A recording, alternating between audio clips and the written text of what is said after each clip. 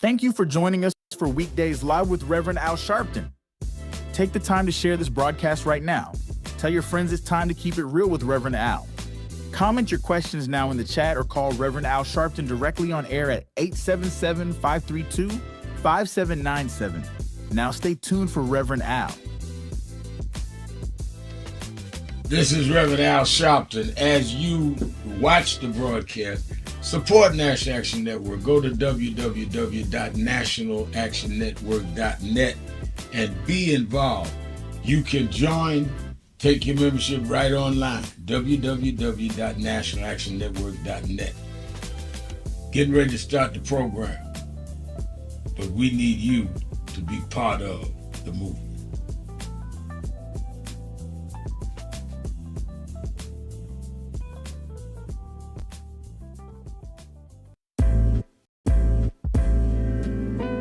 So it's become almost an unhealthy habit how much I'm listening to Keep It Real, because it is the realest thing May on the 26th. air anywhere, whether it be online or whether it be on the radio or wherever it's coming in what from. Time it is.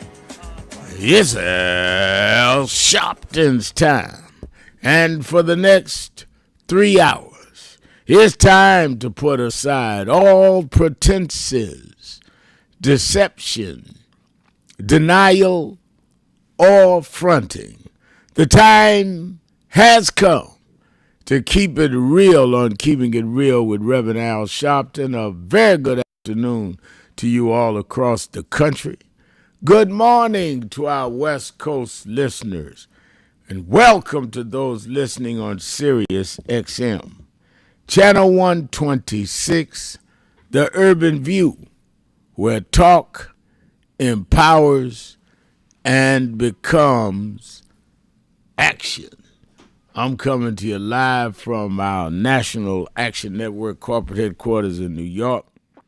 For the next 3 hours, you can join the conversation by calling us at 1-877-532-5797, 1-877-532-5797. Or you can go on the message page and send me a message, and I'll try to read as many of them as I can. All you have to do is go to nationalactionnetwork.net, and we will see your message. I see Georgia Daniels already on the message page saying, good afternoon, Reverend Sharpton. Good to hear the Alabama maps stay intact, keeping it real from Toledo, Ohio. And what George is referring to is the Alabama Supreme Court ruled that the present maps in Alabama must stay as they are, and the redistricting that the Alabama legislature did, they overrode it.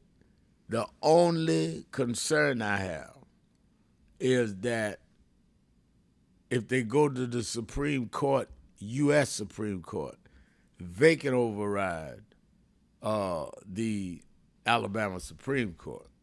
So I hope that it doesn't come to that, but I'm happy that we got the Alabama Supreme Court. Now the question is, do they try to go to the next step, which is why we've got to vote and make sure they never stack this Supreme Court, U.S. Supreme Court, like this again.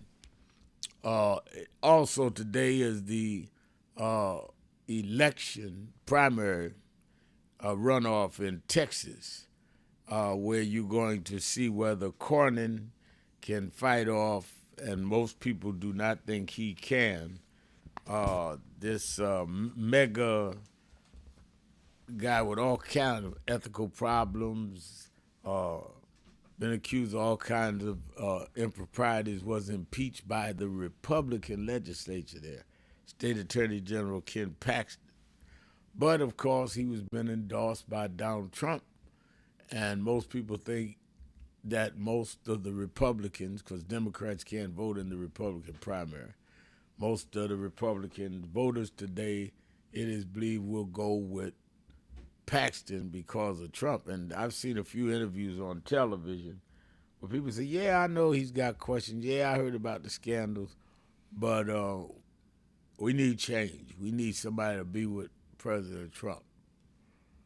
If that is the case, there are those political experts that says with all of his ethical and legal problems, that he'd be easier to beat for Tallarico, the Democratic nominee, and that Texas could lose that seat first time in decades.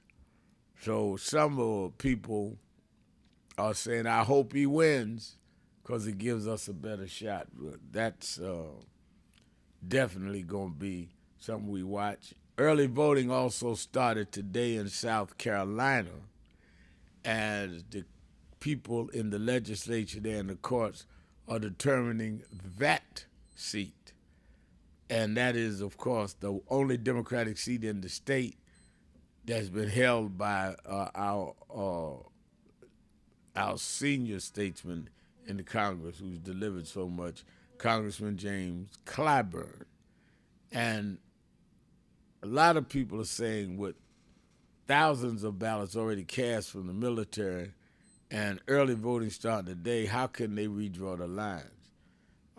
And I agree with that sentiment, but given these people that no rules matter to them, I wouldn't count on anything. That's why we have to be vigilant on everything. We also are following what is going on in terms of, I said what Ketanji Brown has said, but let me tell you, the international level of what is going on in Iran, and Iran is accusing the United States of violating the ceasefire and threatens retaliations after new strikes. Every time President Trump says, oh, we're close to a deal, we've got an outline of a deal, then they go do something to prolong it. And I think that it is going to be a while before this is resolved, and more lives will be lost. I think this president got into something that he could not get out of. I think he thought he could just rush in there and Bigfoot Iran and they would capitulate, and it has not worked out that way for him at all. And it's not worked out for the American people. You got people buying gas now as high as $6 a gallon in out west. Average is like $4.60 a gallon. Why? Because with the Strait of Hormuz, where 20% of the world's oil comes down that strait, whether the United States gets a lot from that or not, they can't trade with others who are totally dependent on it. And Clear Politics says the President Trump's disapproval rating, disapproval now, not approval, disapproval rating is at 58.3%. And that's the highest disapproval mark in both terms he's run or has sat in the White House. His approval rating is stood down to 39.8%. So a lot of the independents and even some Republicans are turning on him. Very interesting. See where this is going to go. And New York Times Siena University poll says in a May 11th to May 15th poll of 1,500 respondents, only 30% said Trump made the right decision to go into war in Iran, while 64% said he made the wrong decision. Now, I wonder if any of you that are listening around the country that said y'all voted for Trump over Harris, what you got to say now? You know, it's interesting. During the campaign, we get a call or two every day on what was wrong with Kamala, what was wrong with the Democrats. And then once Trump got in, we hear from pro-Trump, pro-MAGA people every now and then, if at all. And I said then, I don't know if these are plants from the Trump campaign to throw out confusion in the black community and to act like for the media that listens to this show that there was a division in the black community. But it's real suspicious that we haven't heard from some of them since he was elected president. Now, there's one or two conservatives call every now and then, but most of the ones that was calling just about every day, don't hear from them anymore. And, you know, people could call them sellouts or whatever for being with Trump. I don't even use the term sellout no more. I use the term rent-a-tom. What do you mean, Reverend Al? Rent-a-tom. Rent-a-tom is, back in the day, they used to buy you. That's a sellout. They don't even buy these people no more. They just rent them. And they have different rates. Primary, season, rent-a-tom. Oh, we'll rent you for the general election, rent-a-tom, long-term rent lease, short-term election lease. They don't even keep them, nothing permanent. And the reason I came up with that, a lot of the guys, a couple of preachers and all that was out there with Trump in 2020 was calling me and others a bunch of names. We heard nothing about them, nothing from them. They ain't been to the White House one time because they were rented and the lease is up. And the leasee didn't re-sign the lease. Don't need them now. Talked a whole lot of smack. Gone. Following the integrity that was gone. Or Reverend, you just like the comment on the Democrats. And I said that. I liked a woman that stood up for the George Floyd Act, the Voting Rights Act, stood up for the Obamacare. Yeah, I liked it. I didn't bite my tongue about why I supported one or the other on policy. But they can't explain to me why they supported Trump. Maybe since they ain't driving around a lot now because gas is so high, maybe they got time to listen to the show and call me and tell me how you like me now. Let's take a break. We'll be right back. It's Tell It Tuesday. Tell It All Tuesday. Don't hold back. Don't duck. Let's go straight at it. Tell It Tuesday. 1-877-532-5797. 1-877-532-5797. Sharpton. Keeping it real. Be right back.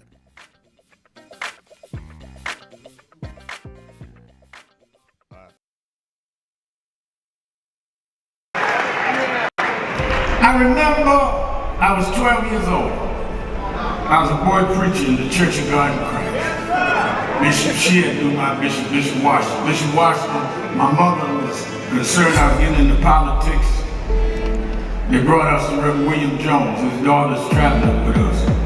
And Reverend Jones introduced me to Jesse Jackson. I became his youth director in New York at 13. I liked Reverend Jackson because he was a little hipper than the older preachers. He was 27, I was 13 by the time I became youth director.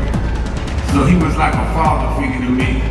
When I got about 40, he said, quit calling me father, call me big brother. We went to the car center, and James Meeks and Jesse Jr. and I had dinner with him that night. And that's where he said to us, Al, Meeks, Jesse Jr., y'all are my disciples. And we said, disciples? And for years we joked each other. I'd come in the room and Junior said, here's disciple number one.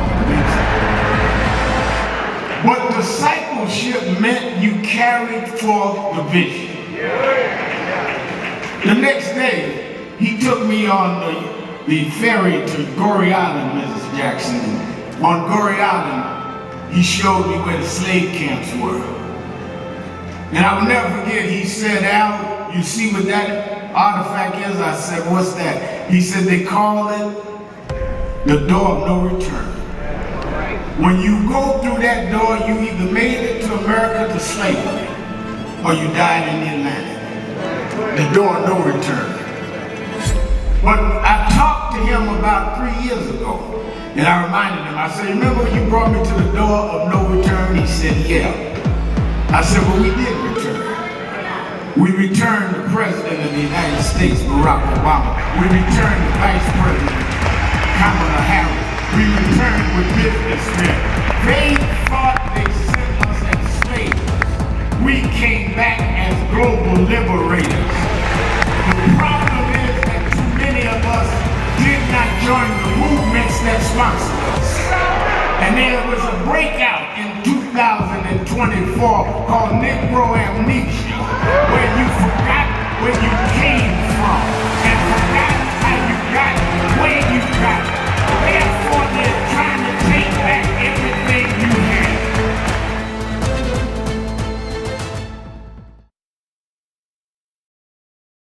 We have a short visit, so we just wanted to greet you all and thank you for allowing us in. Yes, sir. We would go. Yeah, we was here. They were on the plantation. Right, our family was on the plantation. Wow. And that's, of course, that's the slave house. That's one of the slave houses. Sir, it's been 13 years. That's right. Good to How see you you. been? Doing fine. Good.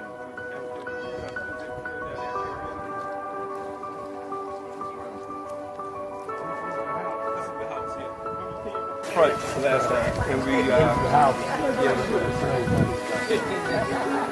Alexander Sharpton.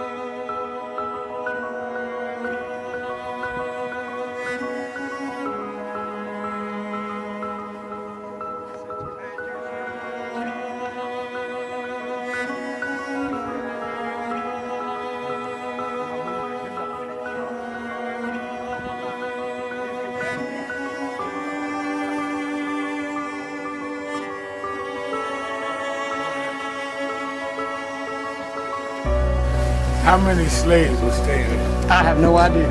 This is where they would have a slave. Yeah, that's what exactly. That was exactly.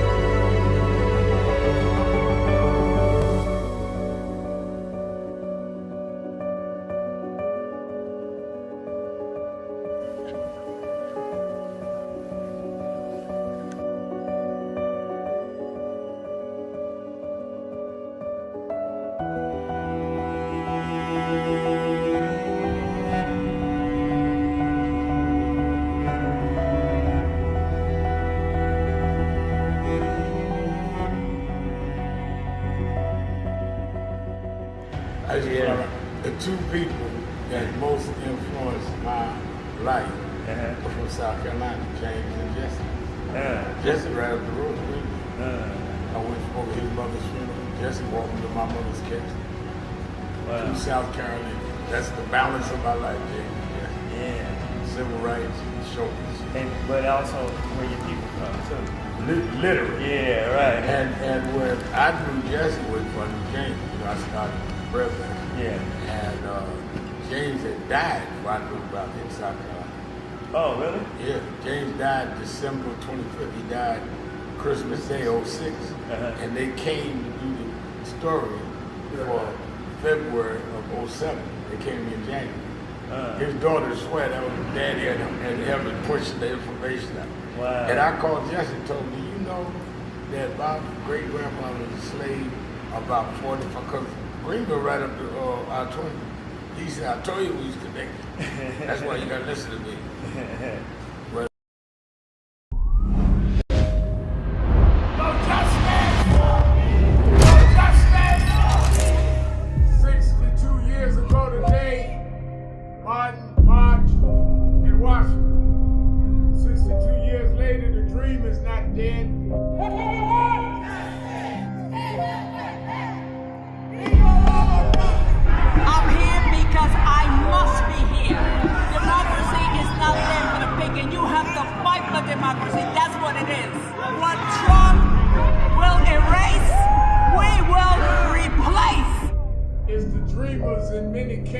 have reversed and tried to turn it into a nightmare.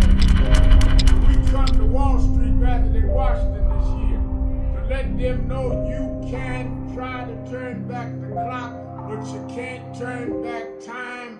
We gonna keep the dream alive on Wall Street.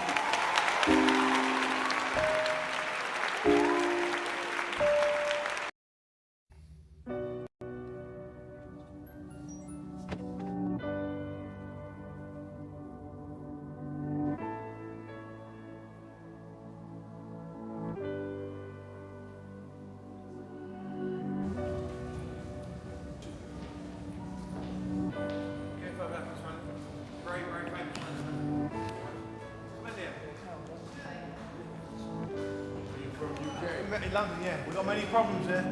We need you over our side. Yeah, you're invited anytime, please. Whenever you want to come.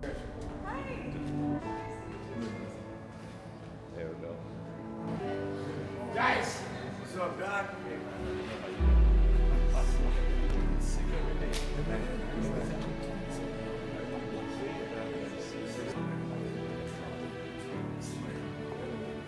So we are in not a political dilemma, we are in a moral dilemma. And if the black church does not come with a prophetic voice, then who's gonna do it? We can go through all the data, all the statistics, all we're going through in the workshops, but the question is, where is the action gonna be? We all believe in Jesus. Jesus didn't teach theology, he healed people. And they learned the nature of the theology based on his healing. We've got to heal this nation. And if we heal this nation, the nation will return to our churches. But we've become silent and compromised. And we try to blame it on, I'm not in this. You are in this. You live it, your members live it. Unemployment now is higher now than it's been since the pandemic. Yet we survive. There's no history in the world of any people that went through the kind of psychological, cultural, and physical slavery like blacks did in America. And we The only reason we think of it, to talk about it, to strategize, and then to act on it and be at the actions. People tell me, well, you know, I don't like to listen to talk radio every day because I just kind of zone out. I said, do you think while you're zoning out that they're going to stop doing what they're doing? You just fooling yourself. I stay on top of it because they stay on top of us. They meeting now. They don't talk radio now in the right way. They're on Fox News now. Now, you may not put in as much time as me, but you sure should be putting in more time than you have been doing. And I think that it is really, really important that we understand that. Let me go give our announcements. Don't forget Politics Nation with Al Sharpton. It'll be hot this Saturday and Sunday. We will know who the Texas race is going to be, Tallarico versus Paxton, or against the sitting Senator Conran, who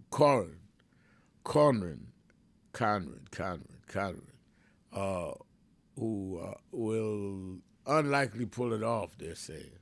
We'll know what's going on in South Carolina. I'll be dealing with all of that. We will know what is going on in Iran. I will have members of the Senate and the House leadership on this weekend, and some of the leading attorneys dealing with this. So don't miss either night, Saturday or Sunday, 5 p.m. Eastern Time on MS Now. Also, you that are in the tri-state area, meet me at the Saturday Action Rally at Mother AME Zion Church, 137th Street and Lenox Avenue, 9 a.m. to 11 a.m. Saturday morning, National Action Network rally. I'll be there this Saturday looking for you as we're getting closer and closer to our brigade, our voting brigade. We're going to be giving training to people in several cities. I'm going on a 24-city tour, getting people ready for no matter what tricks they play, we're going to be at the polls with our brigade. When I come to Sydney, you come out. And, of course, all roads lead to the National March in Washington, August 28th. And you can go to www.nationalactionnetwork.net, and you can hear the Saturday rally there or on Impact Television or on YouTube/NAN. And while you're on the website, you can sign up for the march, saying, I need further information. I want to come. The bus is near me. I want to organize a bus. Can you help me do it? Sign up at nationalactionnetwork.net right now. All right, let's go on to the phone. Let's start on the phones. And I think our message board. I read one. Let me read Taylor. Okay, now you blew it up. Good. Taylor Indra.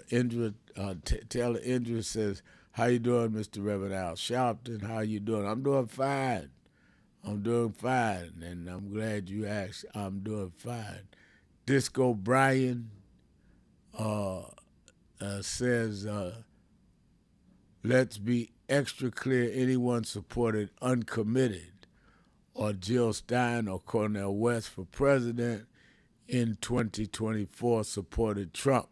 That includes the current mayor of New York and Representative Tlaib in Michigan. And Brian is making his points every day. Let me go and read. Give me one more. Cedric Cooper saying, good afternoon, Reverend Dr. Sharpton.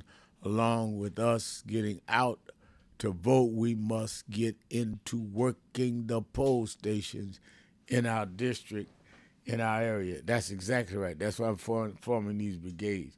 We need people trained to work at the polls. We need people trained to be on the exterior perimeters, what is legal, what is not.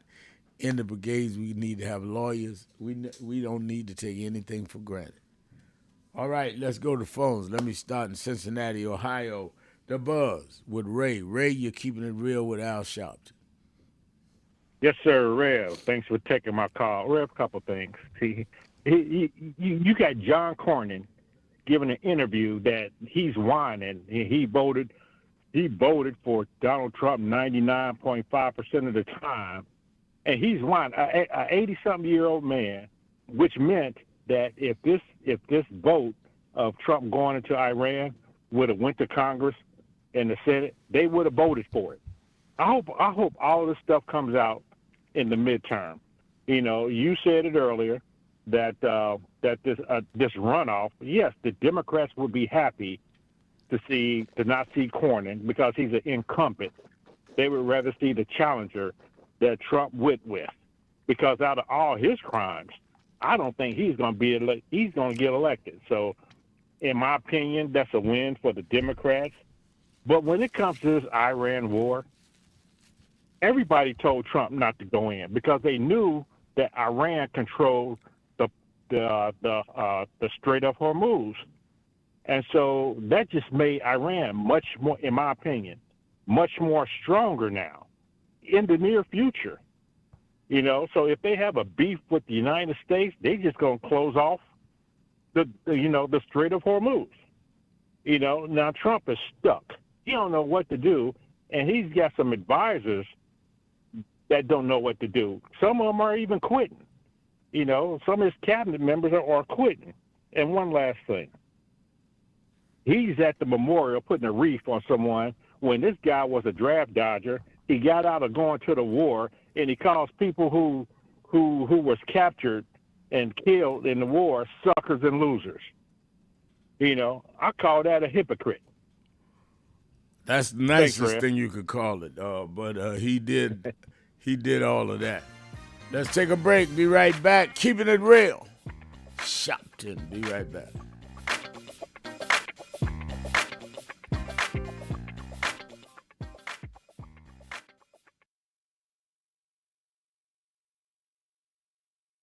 But Reverend, it looks bad now. Look at Iran. Look at what's going on in Minnesota. Look on.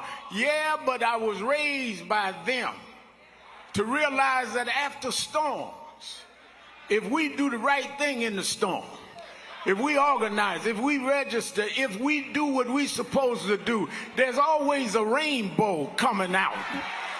The rainbow don't show until the storm is over. The rainbow gonna come out in November. The rainbow gonna come out in 28. We're gonna fix these tricks in 26 and march through the gates in 28. We didn't come this far to turn around now. We won't go back. We won't go back. We won't go back.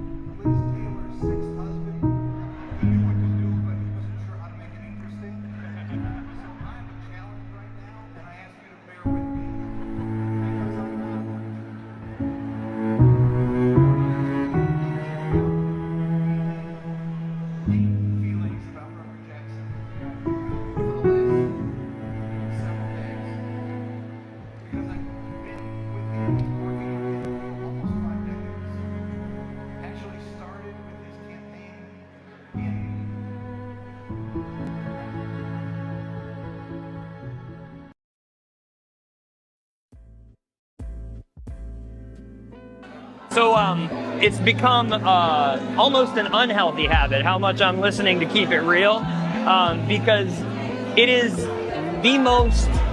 the realest thing on the air anywhere, whether it be online or whether it be on the radio or wherever it's coming into you from, because there's no one of Rev's importance and caliber who is as dominant a media figure as he is, who allows people to speak at length, and who he treats with equal respect and admiration with every call, whether he agrees with you or not. And I'm not gonna throw shade at anybody, but there are a lot of people with big platforms like the Rev has who are afraid to talk to the people and who are afraid that the people will keep it real with them.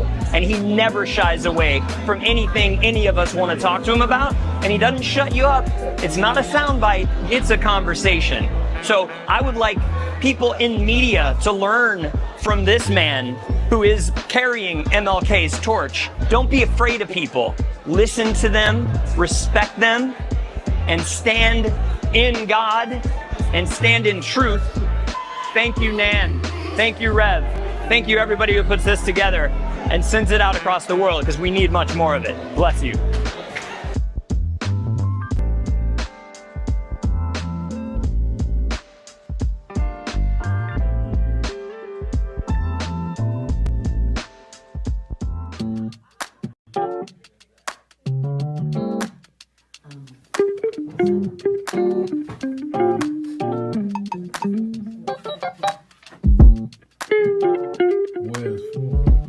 I see I'm in today's New York Times word puzzle,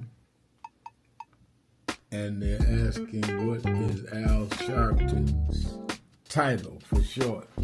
It's Rev. I didn't know everybody knew that. But the people in the New York Times, they should call me Rev. They should call me Reverend. No.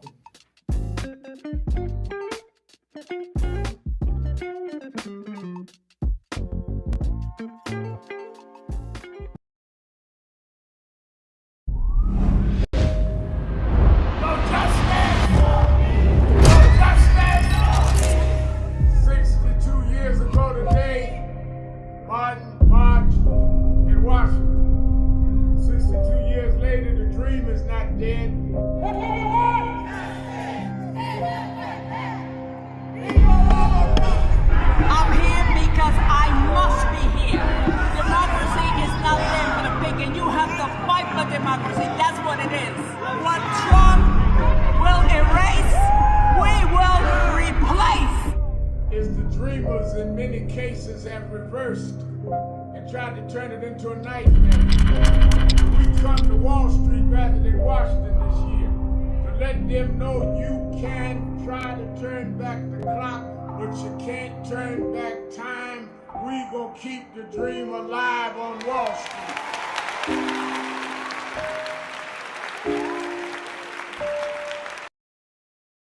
Keep hope alive.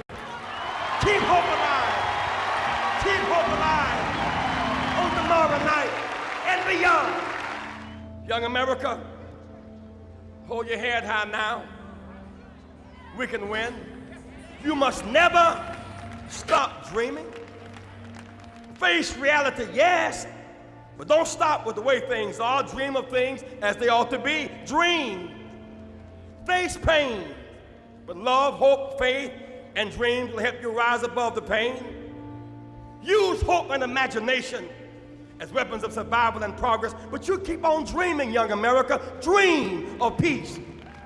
Peace is rational and reasonable. War is irrational in this age and unwinnable. Dream of teachers who teach for life and not for living. Dream of doctors who are concerned more about public health than private wealth. Dream of lawyers more concerned about justice and a judgeship. Dream of preachers who are concerned more about prophecy than profiteering.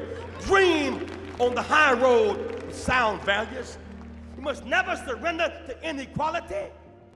Women.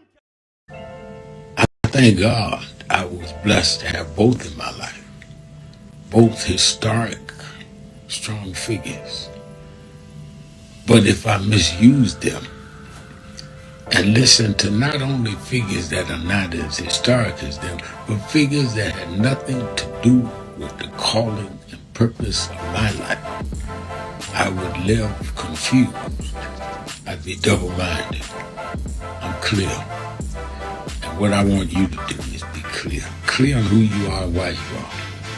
And a lot of that will be exposed to you and others by who you are around. I am your host, And who you Reverend Al have Sharpton.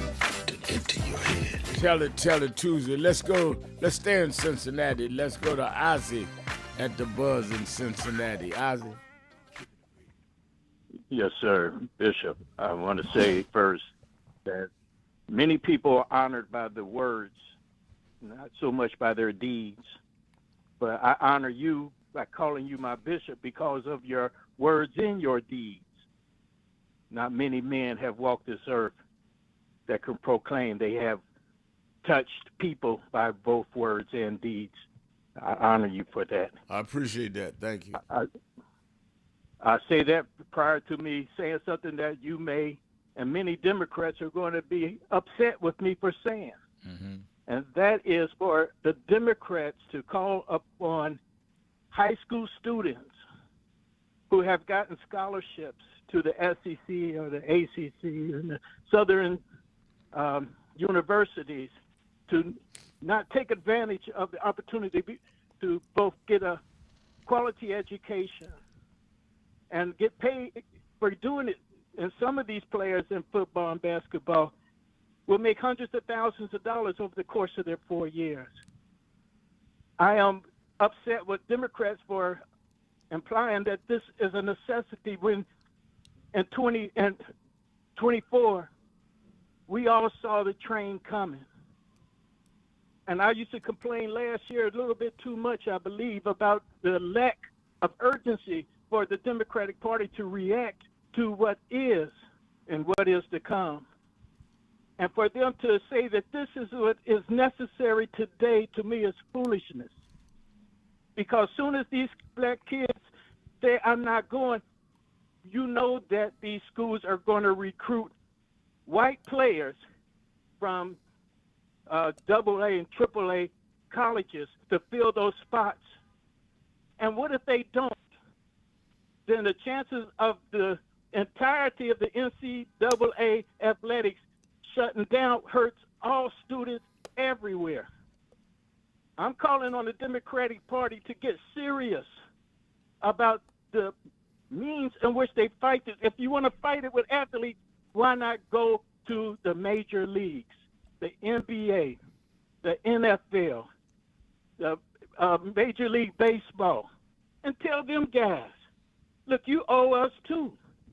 If we're going to ask high school students and teenagers to sacrifice their future, then you must sacrifice yours as well. But we know whatever they'll get the slap down from the professionals, from grown men.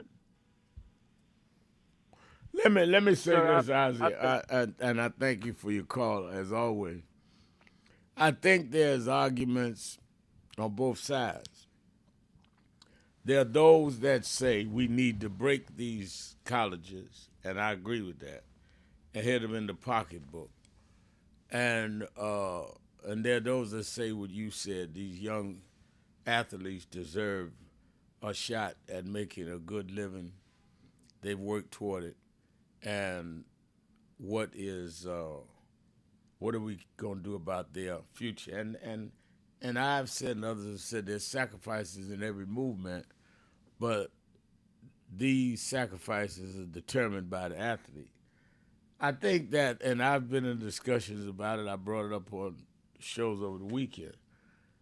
I think that the one thing those of us that are supporting this idea need to keep in mind. A young man stopped me Atlanta Airport Sunday night. I said, Reverend Al, I know you're supporting this about athletes should go to different schools, punish the southern schools. And I said, yeah, and I know you're going to say suppose there are no other schools. He said, no. He said, I'm all for it if y'all can explain to me why nobody stood up and protected Colin Kaepernick. We're years later, and he ain't threw a football since in a professional game. So the reason why some of us are skeptical is that Kaepernick was left out there hanging. And I said to him, you're absolutely right.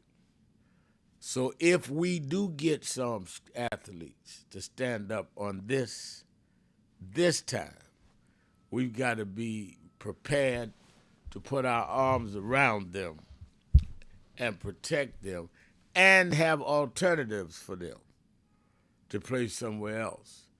I was not on the inner circle of the Kaepernick thing. I don't know if they thought they had that or not.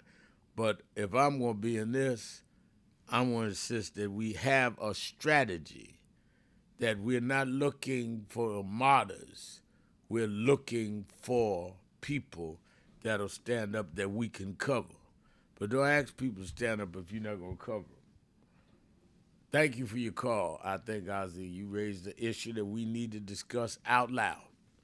Let's go to Washington, D.C., to Ira. Ira, you're keeping it real with Al Sharpton. Yes, good evening, Reverend Sharpton. Thanks for taking my call. I got my 5 minutes. I got a couple of things I want to go across real quick, and it's important. I did see the article in Tennessee about they removed the Democrats from out of this some kind of chamber or something because they decided to go along with the black people for voting against the gerrymandering, and they put them out. I saw that article. That was fact check. And then I had two other articles here that, one, it was crippling to me about Cuba. I saw an article that said Cuba is out of oil, and it says like Trump is trying to kill those people is what they're saying. And this young lady, her name is Augusta Renee. Her site is official Augusta Renee, and she talked in depth about that.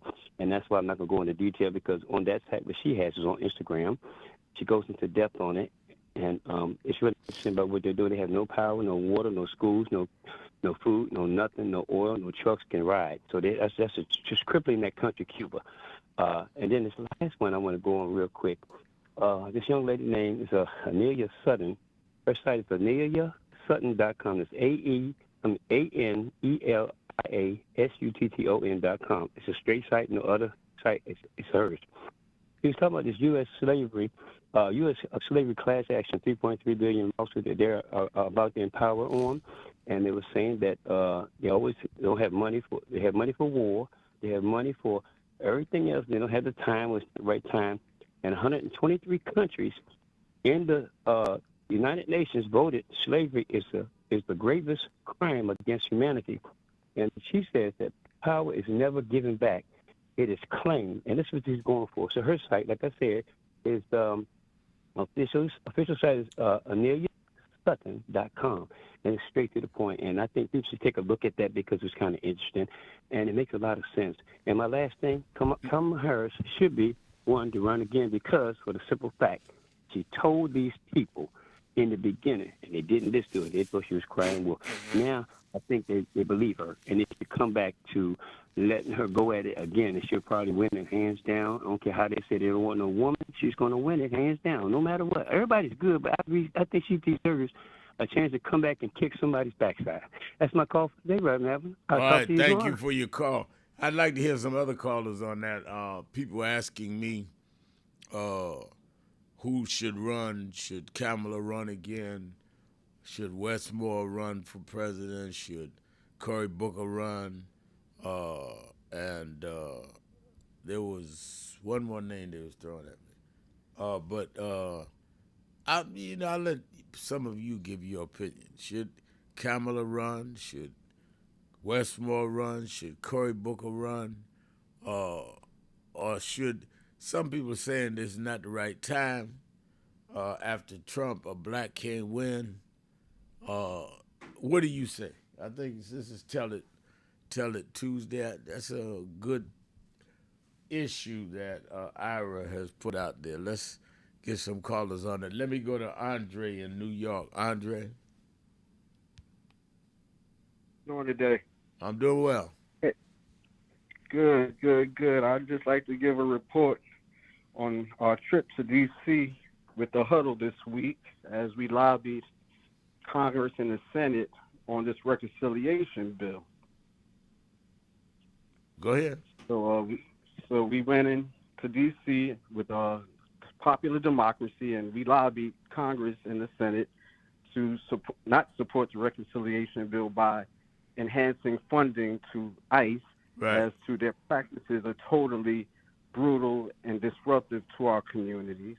And we met with the office of Senator Chuck Schumer. We met with the office of Senator Christian Gillibrand, as well as the Republican representative of New York, Representative Levine, in which we also expressed to the Republican delegation our discontent with the policies that ICE is currently engaged in, and emphasize the need for funding for our cities, our schools, rental assistance programs, SNAP programs, and Medicaid programs, in which they seem to be receptive. But as we know, the House and the Senate is both ran by the Republicans, and as we discussed with the Democratic delegation, that their hands are very much so tied, and so therefore there's not much that they can do but to kind of prolong things and put the case out there that the Republicans are really not acting in the best interest of the American people and the constituents in which they have been elected and sworn in duly to represent. And so we're going to continue the fight along with Mary Pennell, who's a longtime member of the National Action Network, along with the Huddle, to continue to go to Congress and lobby our issues. That's wonderful. I'm proud of what Huddles do. I'm proud of what you're doing with the other coalition groups.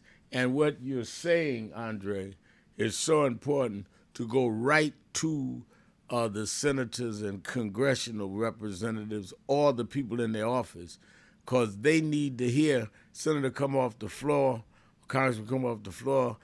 They're stabbing you, say there's some people here, there's some young people here concerned about this. People don't understand the power of that. That's why march is important. You got to show strength. Knocking on doors of those senators and Congress people is the right thing to do, as well as the mass stuff we do. It's not one or the other, it's both and. And to do it with young people is absolutely awesome. Thank you for doing it. Thank you for calling in and giving that report. I hope it encourages others to get active. Let's take a break. Be right back. Thank you, Andre. We're going to take a break. We'll be right back. More of you on the phones and on the message board. 1-877-532-5797. Sharpton, keeping it real. Be right back. Keeping it real.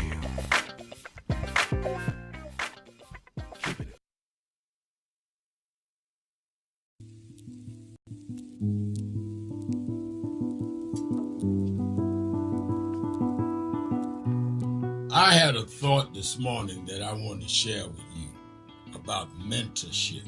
I am able to do a lot of what I do because I had great mentors, but there are correct ways and incorrect ways to mentor people, in my opinion. I was mentored as a boy preacher by Bishop F.D. Washington, one of the great Pentecostal preachers of his time. Then Reverend William Jones, who became my pastor after Bishop Washington died, who was unquestionably in the top 5 black church ministers, theologians. Reverend Jesse Jackson, who I started my activism under his leadership, he and Reverend Jones. And I learned politics directly as a youth director from Shirley Chisholm. So even though I didn't finish college, I had the most unique education in the world from being exposed to giants. But the one thing I learned is as I grew older and people started coming younger than me and wanted me to teach and mentor them, the magic of the mentors I had is they did not want me to be their clone. They wanted me to learn things from them and use my own gifts and talents in my own unique way and let me do things on my own, because they knew that if I flopped in some things, it would teach me for the other things. They'll come and help me once I was down, but they were not going to have me avoid being down. And they were not going to impose themselves on me. Why am I saying that? Because too many mentors want clones. And too many mentees want their mentors to put them on a pedestal. Oh, so-and-so didn't do this for me. Oh, so-and-so didn't open doors for me. If they got to open doors for you, it may mean that they knew you weren't ready to go through those doors. Their job is to prepare you. Your job is to develop your own skills, your own unique ways. And I don't care if it's my daughters, who both have come into their own, or anyone else. I'm not a talent agent. I did not form National Action Network to give people their step up. I formed it to fight for justice for everybody. If talented people get in, it's my job to invest and give them a platform. It's their job to get on the platform and perform and show their ability. Sitting with me today in the office as I talk about it is one of my mentees, Reverend Stephen Marshall. Now, Stephen, you just came around us when you were how old? 11 years old. 11 years old. You just turned 40 and now you're called to the ministry? Yes, sir. And what do you do in National Action Network? I formulate policies, lead in various regions, but most importantly, I senior advisor you on all things from social justice strategies, politics, intergovernmental affairs, you name it, community organizing, all of that stuff. And I could go through scores of others. My daughter started Huddle. They got Huddles now, which is for young people to meet once a week all over the country. I just saw the video from the Las Vegas National Action Network chapter. Now, when you decided to preach, did I ever tell you to become a preacher? Not one time. Who called you to preach? The Lord. All right. And did I say go to this school or that school? No, sir. Did I open this door, that door? Did I tell you be ready when the doors open? Always be ready and prepared. And that's what I'm saying. Get you some young people than you that you can help along the way. But don't be their talent agent. Their talent must speak for themselves. And anybody that grumbles with you about so-and-so didn't do something for them, maybe it's because they didn't feel you were ready, or that they felt if they did it, you wouldn't do it on your own. But we all don't live forever. I want the next generation to speak of me, of National Action Network, and others, the way I speak of Reverend Jones and Bishop Washington and Shirley Chisholm and Reverend Jackson. But I just don't want young people to feel that somebody ought to give them the reins of leadership or give them the reins of business or whatever it is you're in. You need to learn from their journey, get the pearls of wisdom from them, but don't have them do for you, because then it means you can't do it for yourself.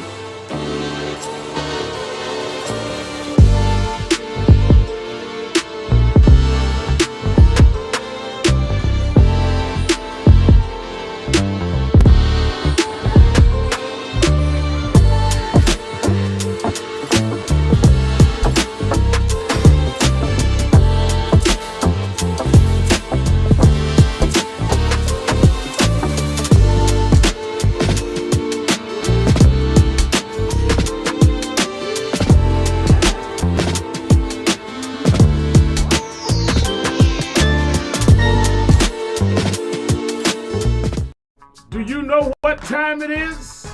It's Al Sharpton time. It's time to put aside all pretenses, deception, denial, or fronting. The time has come to keep it real on Keeping It Real with Reverend Al Sharpton. You need to keep it real with Reverend Al Sharpton right here on Uber TV. Reverend Al Sharpton, and we're back. 1-877-532-5797. 1-877-532-5797. Let's go back to the phone. Attorney Jennifer Jones Austin is. Every day, Monday through Friday, I do 3 hours a day on Keeping It Real with Reverend Al Sharpton. I do 1 hour on Sunday mornings with Reverend Al Sharpton. And I'm live on radio and TV with the Saturday Action Rally. 7 days a week, I talk to our people, hear from them, to call in. I'm sick and tired of people talking for people that they don't talk to. So go on www.nationalactionnetwork.net. Listen to my show, call in, express your opinion. You don't have to agree with me. But let's start talking to each other rather than about each other and lecturing at each other. Let's keep it real with Sharpton. Happy 20th anniversary to Reverend Al Sharpton on 20 years of Keeping It Real. 2 decades of truth-telling, fearless advocacy, and keeping the people informed and empowered. Thank you for always speaking power to justice and standing firm for what's right. Here's to 20 years of impact and many more to come.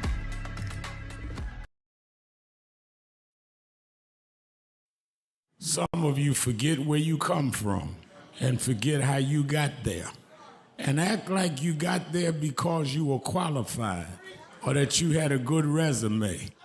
But some of us had to pay a price for your resume to even be read. Some of us had to take nights in jails and licks upside the head or shut out of boardrooms like Byron so you could walk down red carpets and act like you got there by yourself. So I received this award with a special place in my heart and on my shelf because I'm getting it from a freedom fighter who never forgot where he came from and how he got there.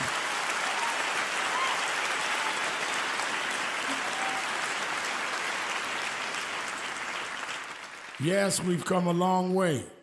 We've had now a black president and now a black vice president, but we still can get shot down and have to march to get a case in court. We still can get shut out of boardrooms. We're still doubly unemployed in a good economy. So we're gonna have to keep marching.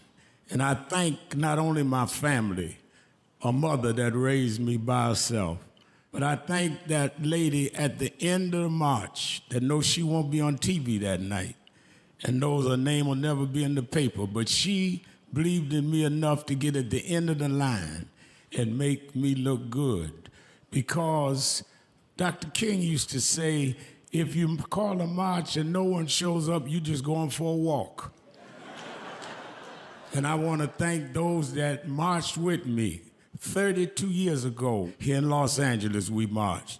And then many years later, with George Floyd and others, we still marching. Keeping it real. And I'm going to keep marching. I am your host, Reverend Al Sharpton, and we're back. And let me say, we just reported earlier that the courts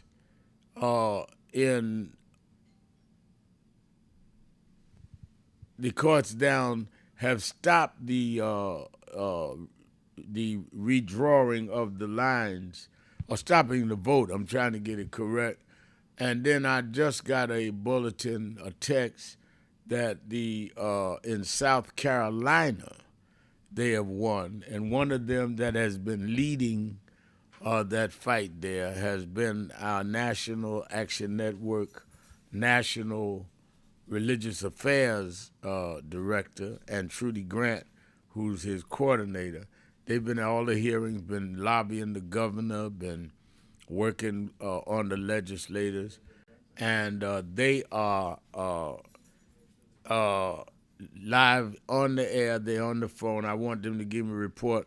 I think we have some good news from South Carolina. Reverend Nelson B. Rivers. Reverend Rivers, what's going on down there in Columbia, South Carolina?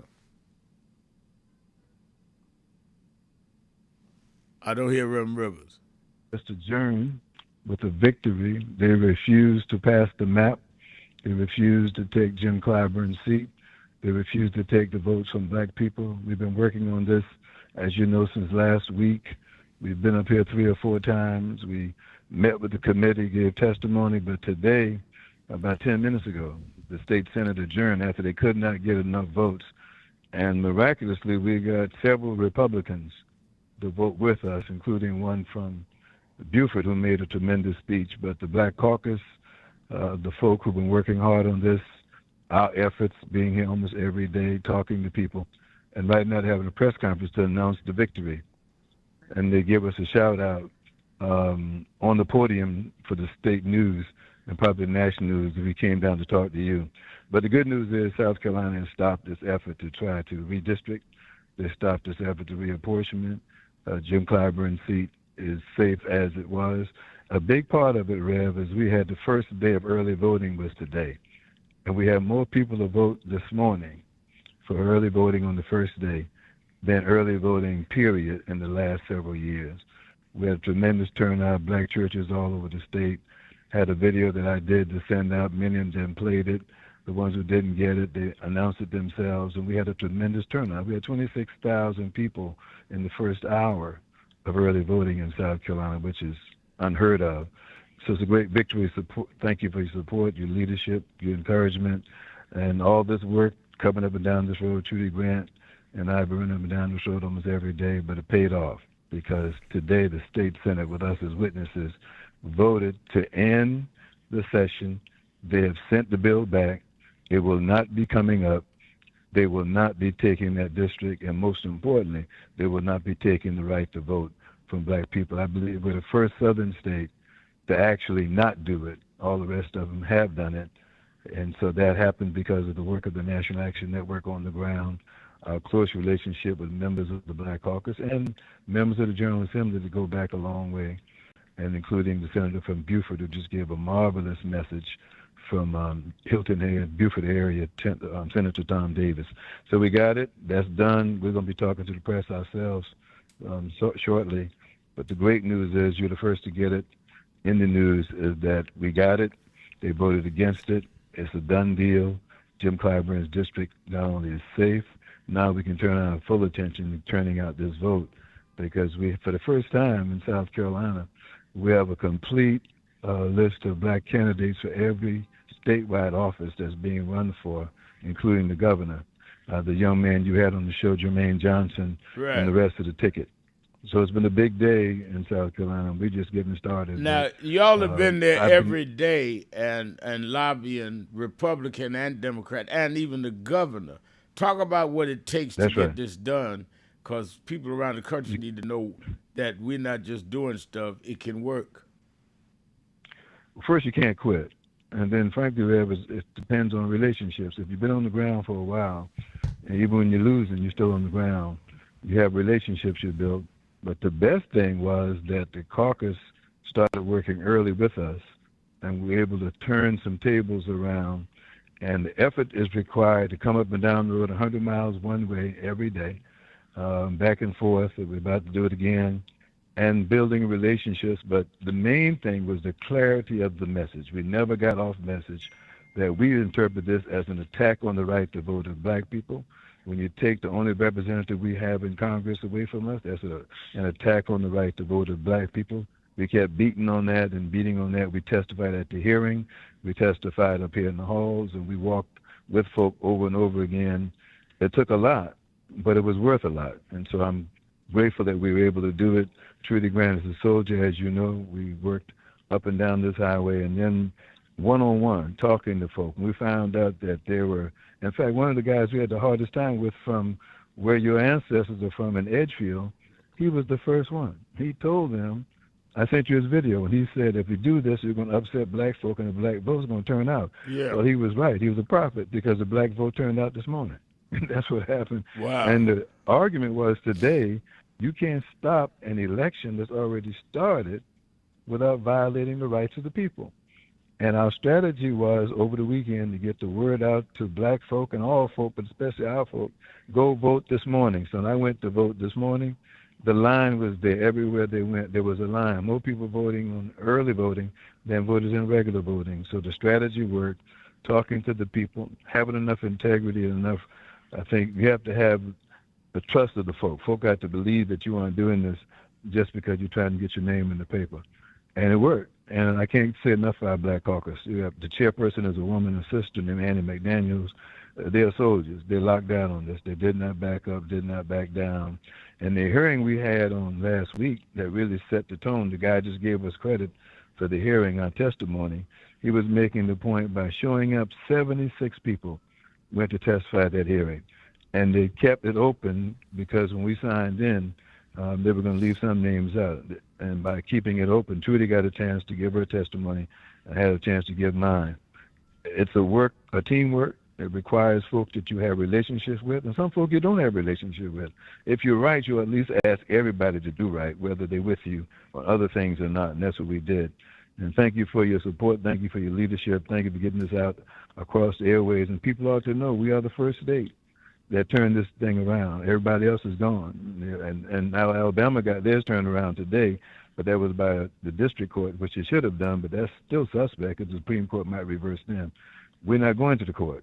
We already got it, and what I'm looking for is more information about it. But I can say that the National Action Network, doing the work on the ground, having relationships, not backing down, not trying to be popular, just being precise and being persistent, and paid off today. All right, I'm very proud of our team there in South Carolina. As I said, Reverend Nelson B. Rivers heads our Religious Affairs Department nationwide and our South Carolina chapter, and his able coordinator, Trudy Grant. And they've been calling me 3 or 4 times a day. Just met with the governor. They've been diligent, and part of it, I'm going to let them go and so they get into the press conference. But I'm very proud of the work of Reverend Rivers and Sister Grant and Nan, South Carolina, and happy for the people of South Carolina. Thank you, Reverend. And yes, sir. And that's good to hear good news. People think that you're never gonna win. Well, let me give you a little secret. If you fight, you may lose. If you don't fight, you're guaranteed to lose. If you get in there and fight right, you can win.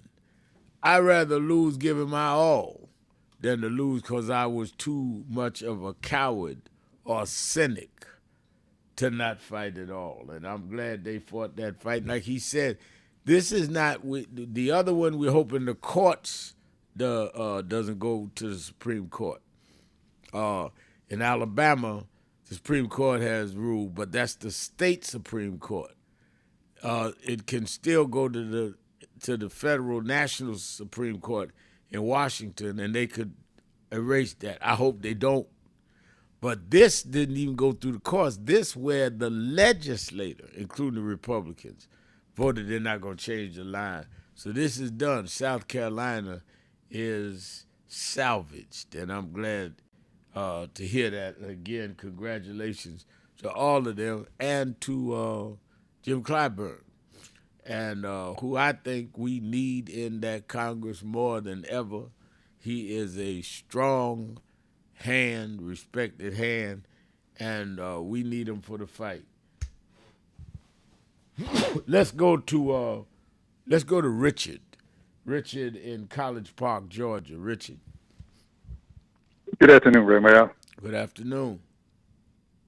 You know, one caller, when he called and talking about he don't think that Black Africans should boycott. See what I called if he would close the mind. There are more schools besides SEC schools, even if they don't want to go to HBCU that they can attend. If they're good on it, they're going to get drafted by the NFL and NBA. So that's a poor argument.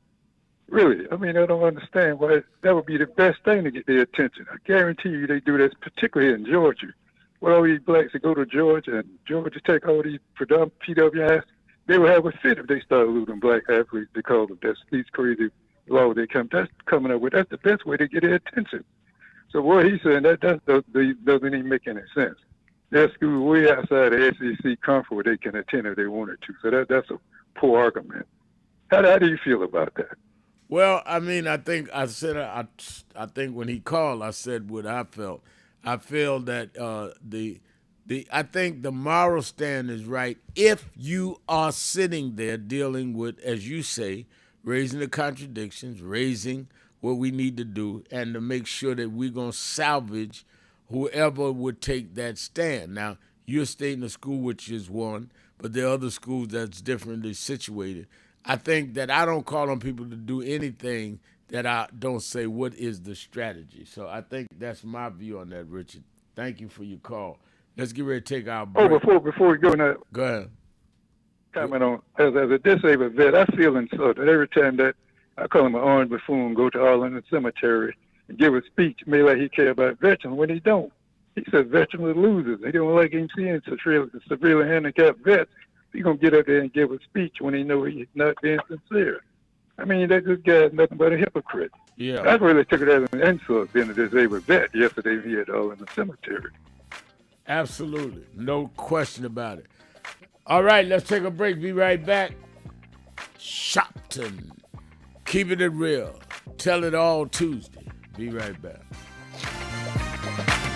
Thank you for joining us for Weekdays Live with Reverend Al Sharpton. Take the time to share this broadcast right now. Tell your friends it's time to keep it real with Reverend Al. Comment your questions now in the chat or call Reverend Al Sharpton directly on air at 877-532-5797. Now stay tuned for Reverend Al. This is Reverend Al Sharpton. As you watch the broadcast, support National Action Network. Go to www.nationalactionnetwork.net and be involved. You can join, take your membership right online, www.nationalactionnetwork.net. Getting ready to start the program, but we need you to be part of the movement.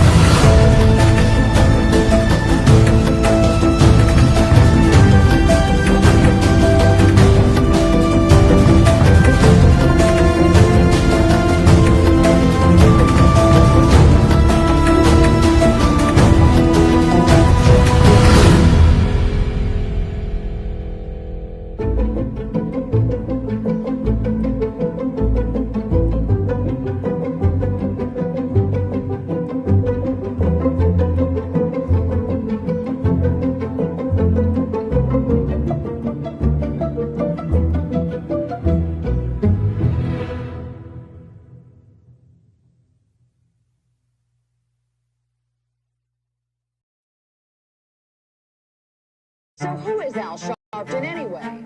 Who is this 33-year-old preacher without a church? A number of black New Yorkers as well.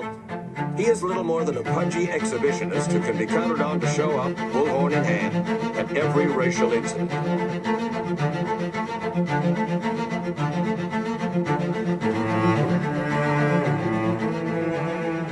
I often quote Mark Twain saying, "The two most important moments in life is the moment you are born and the moment you find out why you were born." I had a very troubling conversation the other day that prompted me to do this little video. Young man that I've known a while came to me and he was crushed. I mean, really crushed, because people were criticizing his work. He's in the ministry, but he's also an actor. And he said he couldn't understand why people were jumping all over, criticizing him, trying to find scandalous and derogatory things about him. And I told him, I said, you know, you very young. You don't know the road I've traveled. They call me everything but a child of God. A blabbermouth, a loudmouth, too flamboyant, an agitator, a racist, I a race had to baiter. learn. Yeah, right. I was not defined by how others saw me. I was defined by how I saw myself and whether I was being true to myself. Some of you watching this don't like me. And it doesn't matter as long as I know what I'm doing. And I like me for being real. So I'm doing this video to say to you, whoever you are and whatever you do, you may not be in ministry or social justice, none of this stuff, but don't live your life worried about opposition or people that don't like you. You can turn that around. Use me as an example. The same people that call me a scam artist, a con artist, a sellout, or racial hustler and all, I kept going. And the people I respected started respecting and publicly embracing my work. When Coretta Scott King, the widow of Dr. Martin Luther King Jr., had this to say about Al Sharpton. A leader who has protested injustice with a passionate, unrelenting commitment to nonviolent action in the spirit and tradition of Martin Luther King Jr. And I am talking about your leader, our leader, the Reverend Al Sharpton. The other thing that hasn't changed is the National Action Network's commitment to fight injustice and inequality here in New York City and across America. And that's not only a testament to Reverend Sharpton, it's a testament to all of you who are here tonight. First and foremost, to Reverend Sharpton. I saw him when he first came on the scene, and I have marveled at his tenacity, at the development of his intellect, and his devotion to our movement, and much he has contributed to the world we are experiencing. I am honored, and I must say that when I had my debate with Dr. King on the issue of the church and religion, he didn't warn me that after his departure, his space would be filled by another preacher, and that preacher would be Al Sharpton. All you want in life is people that matter to you to say you did all right. And more important, that you can look in the mirror and say you did all right. Thank you, Rev. Thanks for that introduction. Look, we've known each other for a long time. I'm grateful not only for your leadership and partnership, but quite frankly, more importantly, for your friendship. And thanks to all of you, members of our nation's most important civil rights organization. You have been, over all of your years, such an extraordinary leader. You are a voice of truth, a voice of conscience, a voice of practicality around what we must address and what we can do. And I thank you so much for your friendship. I remember that most of the youth around Al's age, he was about 12, wanted to be like Connie Hawkins, a great basketball player, legend, or Earl the Pearl, or Clyde Frazier. Al wanted to be like Adam Powell, a powerful preacher with a social justice gospel. He was very close to, at that time, to Reverend William Augustus Jones, powerful preacher and social justice advocate, and Reverend Gardner Taylor State right down the street, and Bishop Washington, whose church he came from, and Reverend Sandy Ray. He wanted to be like these giant preachers. He wanted them to have the edge, however, of the King's social justice dimension. He wanted to be like them. Now he's one of them. Perhaps taller than most of them because of the risks he has taken and the reward God has given him with his gift. I remember so well that I first escorted him to jail. He was around 13 years old, with the jail fighting the ANP. He was in the lineage of our struggle. He grew up in it. We didn't just see him on TV one night. He didn't happen. He came bottom up, not top down.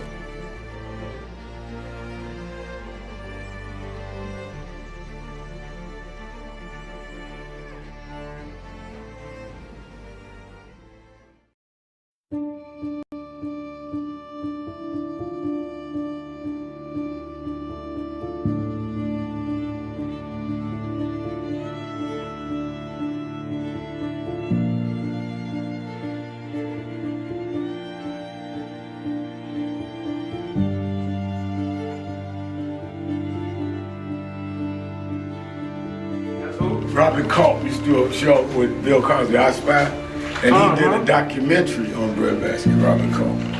Oh, wow. You need to see that documentary. It's great. Absolutely. I lived this. I didn't read this. I lived it. I was there. You're true to this. I'm true. Keep it real. Keep it real. I'm your host. Reverend Al Sharpton. 1-877-532. It is Tell It Tuesday. All right, let's go to Diane in Richmond, Virginia. Diane. Mr. Al Sharpton, I was able to get through last week with you on reference to the World Cup Series coming, and I think it was a misunderstanding what I was trying to say to you. I did not say that the people in Queens, New York, did not have any homes, and because it was the subject was about they was trying to, because of personal property taxes, and they paying a lot of money on their homes, so they was trying to rent their house out for that week or two while the World Cup Series was being hosted in the United States. What I was trying to explain is that the reason why they don't want to rent their house, let a lot of people that got home ownership in Queens to be able to rent their house out, because most of the hotels are owned by American Indians, which is in Asia. So they have, and they know during that week or two, the hotel rate's going to be like probably go from maybe $200 or $300 to $700 on up $100 per night. So they're going to capitalize on that money during that week. So that's why they really don't want to allow people to rent their houses out. Then also I was doing a little bit more research about the American Indians. They are located really that own most of the hotels in the United States. Well, I don't know that that's true. They don't own Marriott. They own some, but they don't own most of them, and they don't own most in New York. But my point was that the city council and others need to make an allowance for some of the homeowners, because a lot of, and I'm all for the hotel union workers, but a lot of these black homeowners are union members that could make that money that helps with their mortgages that's high. They're just renting out a room or so for the World Cup. That's all I'm saying. Let them get part in parcel. Now, I know they're saying we don't want to get Airbnb in, but it's not about Airbnb with me. Make it a temporary thing, but get this done. I think that when people call me that own homes in Queens saying, why can't we do that? I'd say it needs to be raised, even if it has to be on an altered way of doing it. I wanted to raise my position on that. Yes, I agree with you. I feel that they should be allowed to be able to rent their houses out. But I was, like I said, I was just doing a lot of research, and for what I read, it just stated that a lot of hotels are ownership comes from Asia, the people that live in, they, got a business and they're here. And then I was just, looking at how Russia, and I didn't realize Russia was in Asia. I did not realize China's located in Asia. And then that being said, by them being two communist countries, why Donald Trump is supporting them, I could understand a little bit better, because we know that Donald Trump is, me personally, I think he's another Hitler, and I've been saying that for many, many years, and he doesn't have our welfare. He doesn't like Americans. He doesn't, I don't, how can I say it? He just, with all the benefits that he's cutting in, the war over there, like over what's going on in Iran right now, it's going to benefit China because they want that oil. The situation that went on in Venezuela, the Russians benefit from it. So Donald Trump is just really anti-America. He's not a president for the United States, and I just think he needs to be impeached immediately, be removed from office, because what's going on, he tried to start World War III with this situation in Iran. It's just not good. Well, I think he really I think the problem with impeachment, it definitely needs to be impeached, is do they get enough votes in the Senate to convict him? And that's why we've got to come out and vote and change that Senate. Yes, sir, you're absolutely right. We need to get out there and vote. And and I know it's going to be a lot of okie dokie going on with this voting. The voting ballots probably go missing. People, they trying to intimidate people that go to the poll because they say they're going to have the ice out there. So we can't let fear overcome us. We got to do the right thing and go and vote. That's right. That's why we're going to have brigades out there, too. I said at the Sandy rally the other week, Diane, that I know how to melt ice. Just put the right nonviolent squad out there. Thank you for your call. Let me go to Miss Richardson, my friend in Chevy Chase, Maryland. Miss Richardson. Hello. Hello there. Hello there, Rev. How are you today? I'm doing well. How are you? Oh, fine, dear. We love you as usual.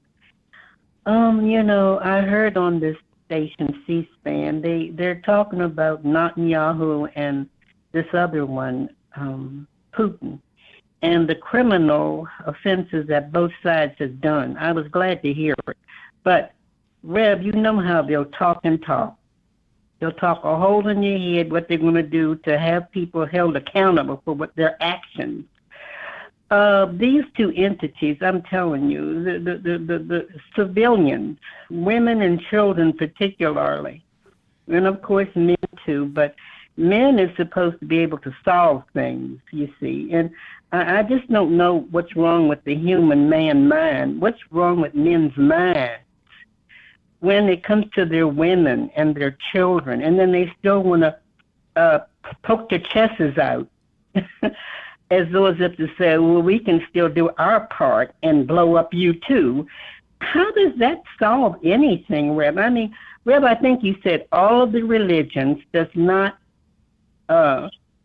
have you believe that it is for war, or everything you're saying, the context of the Bible, the Holy Bible, the Christian Bible, or, people that, and in this country it's supposed to be mostly Christian, and of course, mostly those who run the government are Christians, supposed to be, but yet man's mind is not for peace. Everything around us we see is in turmoil, from television, and Neely said this. He's 97 when he passed. He says that with the blink of an eye, your oppressors can turn on you with a blink. Democracy or no democracy, or however you define democracy, because people think democracy means a little bit, the little peanuts that they have been able to obtain, you see. But really, it has to be much more lengthier than that, because Martin talked about it, a great man, Dr. Martin Luther King. We have to listen, because his lengthy statements were, we have to have total justice. We just can't have a little piece, a pinchy of democracy, and then all our other brothers and sisters are dying at the hand of white oppressors and police officers who are racist, and you see them on television every day, their racist mentality, from commercials, everything in entertainment, how they persuade our people to just damn their own folks in music and to justify the filth that they produce to make millions. That is what they have made our people come down to believe over all of these other entities that's not going to allow them to do their cultures that way. You know, and Rev, you know it's the truth that other cultures are not, the FCC certainly isn't going to put any music on where these other people are being offensive toward their own folks. And but this United Nations, what powers, Rev, do they have? Because see, on C-SPAN, they're saying Netanyahu and Putin, they're going to bring criminal charges, and then they're saying something with the input of what the UN should be doing. You know, I never understood too much. What are the powers, Rev, of the UN, I mean, the United Nations? The UN does not have enforcement power. It has policy power. And but the World Court can do things if you're in a place that they have jurisdiction. But it's according to how it's litigated. And thank you for your call. Let me take a break. Be right back. Keeping it real. Sharpton. Be right back. Keeping it real.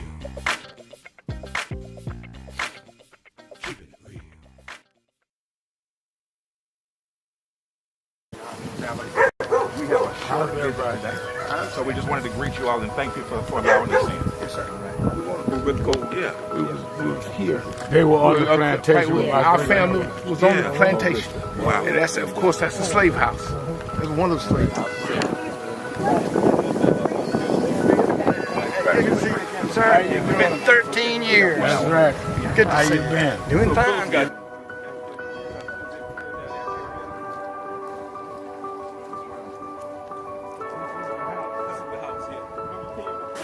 Last time, and we Alexander Sharpton.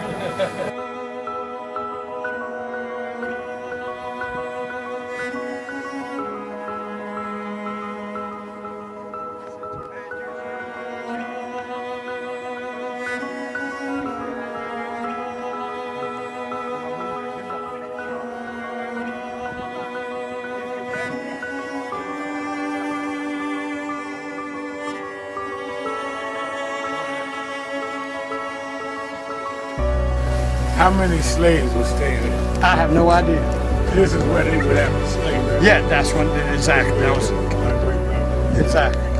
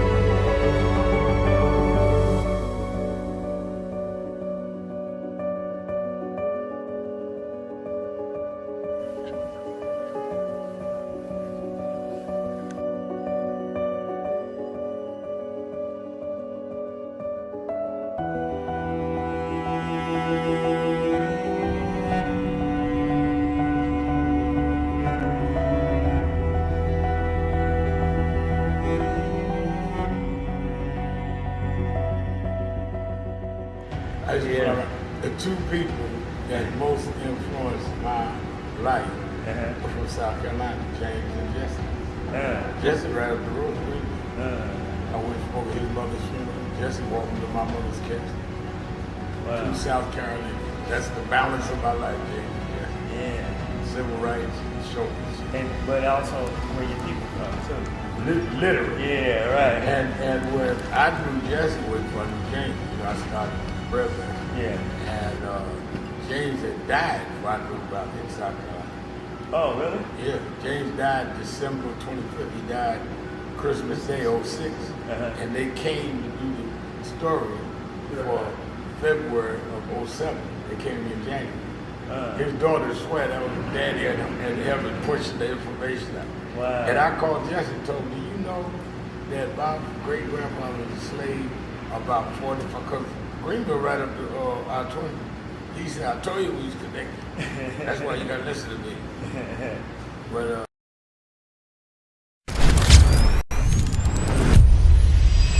this organization has been on the front line. People ask me, why do families call us? Because we never leave them.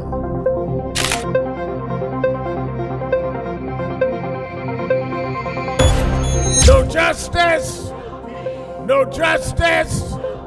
What do we want? What do we want? What do we want? When do we want it? When do we want it? When do we want it?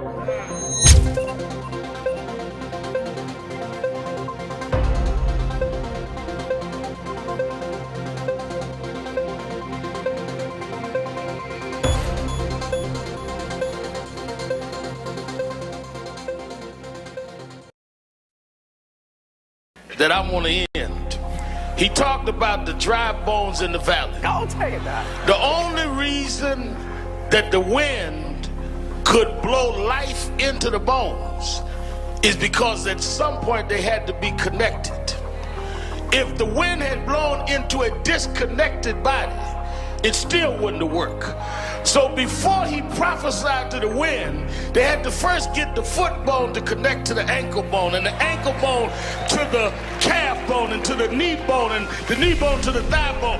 If we are to prophesy to the wind, we must first connect this body. We must connect Eddie Long to Farrakhan and Cornel West to Elders and Lowry to Sharpton. If we can connect this body, then God will blow the breath of life into our community.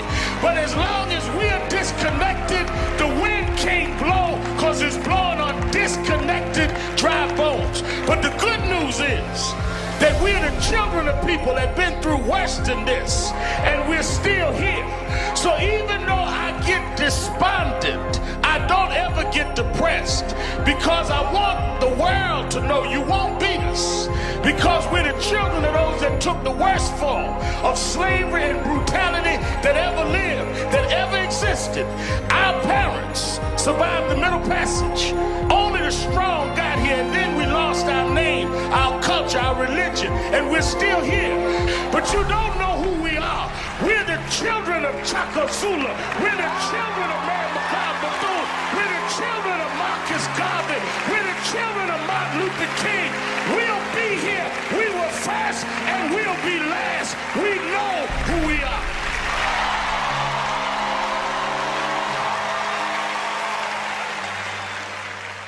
Many people cannot focus because they have not really come to terms with their calling and life purpose. In order to focus, you must also be clear on what you're focusing on. So if you're not clear on your purpose, if you're not clear on your life's calling, then focus on seeking that. Because if you just read the ways and roads you traveled that you didn't even choose, that were sort of just laid out for you by God, in that it's telling you, speaking to you about what your purpose is and what you were born to do and be. I learned the things that I didn't plan had to be planned by God, and God's plan was to Keeping it real, keeping it real. I'm your host, Reverend Al Sharpton, and we're back. Let's go back to the phone. Let's go to Disco Brian in Philadelphia, Pennsylvania. The word. Hey, Rev. First thing I wanted to ask you about today is about something local here in Philly. I recently reached out to Reverend Fordham with Philly Nan about our workshop idea Lindsay and I are developing about helping people. Wait a minute. Start again. I didn't hear the first part.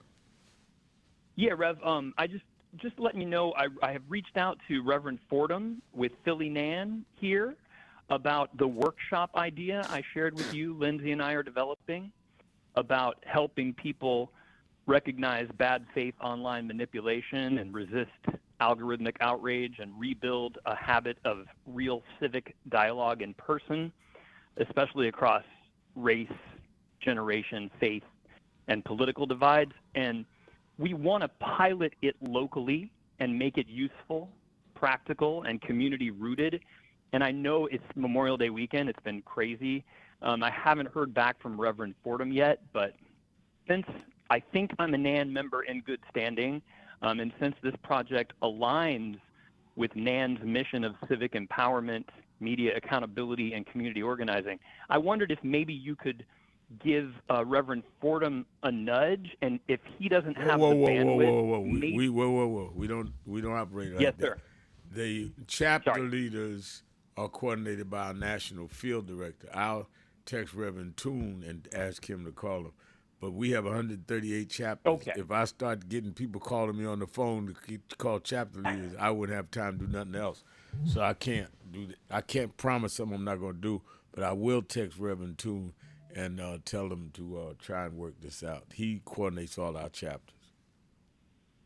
Beautiful, Rev. That's wonderful. And again, like I said, if Reverend Fordham or anybody doesn't have the bandwidth for it, maybe they could point me towards somebody in Philly NAN or someone in the broader NAN network who might be open to this conversation. We're not asking for any huge commitment right away. We're just trying to find the right person to talk to about how this kind of workshop could serve people here in Philadelphia and then nationally and then maybe even internationally, since we all know social media is destroying so much of our mental health.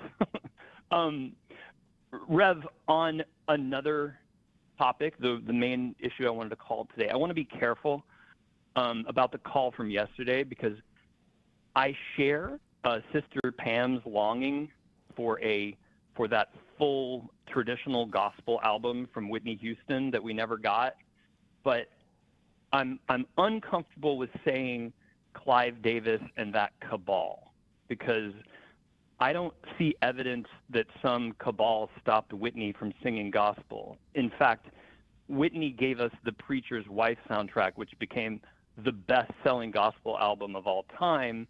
And Clive Davis's gift, at his best, was helping church-rooted voices reach people who might never have walked into church. And Rev, I'm one of those people.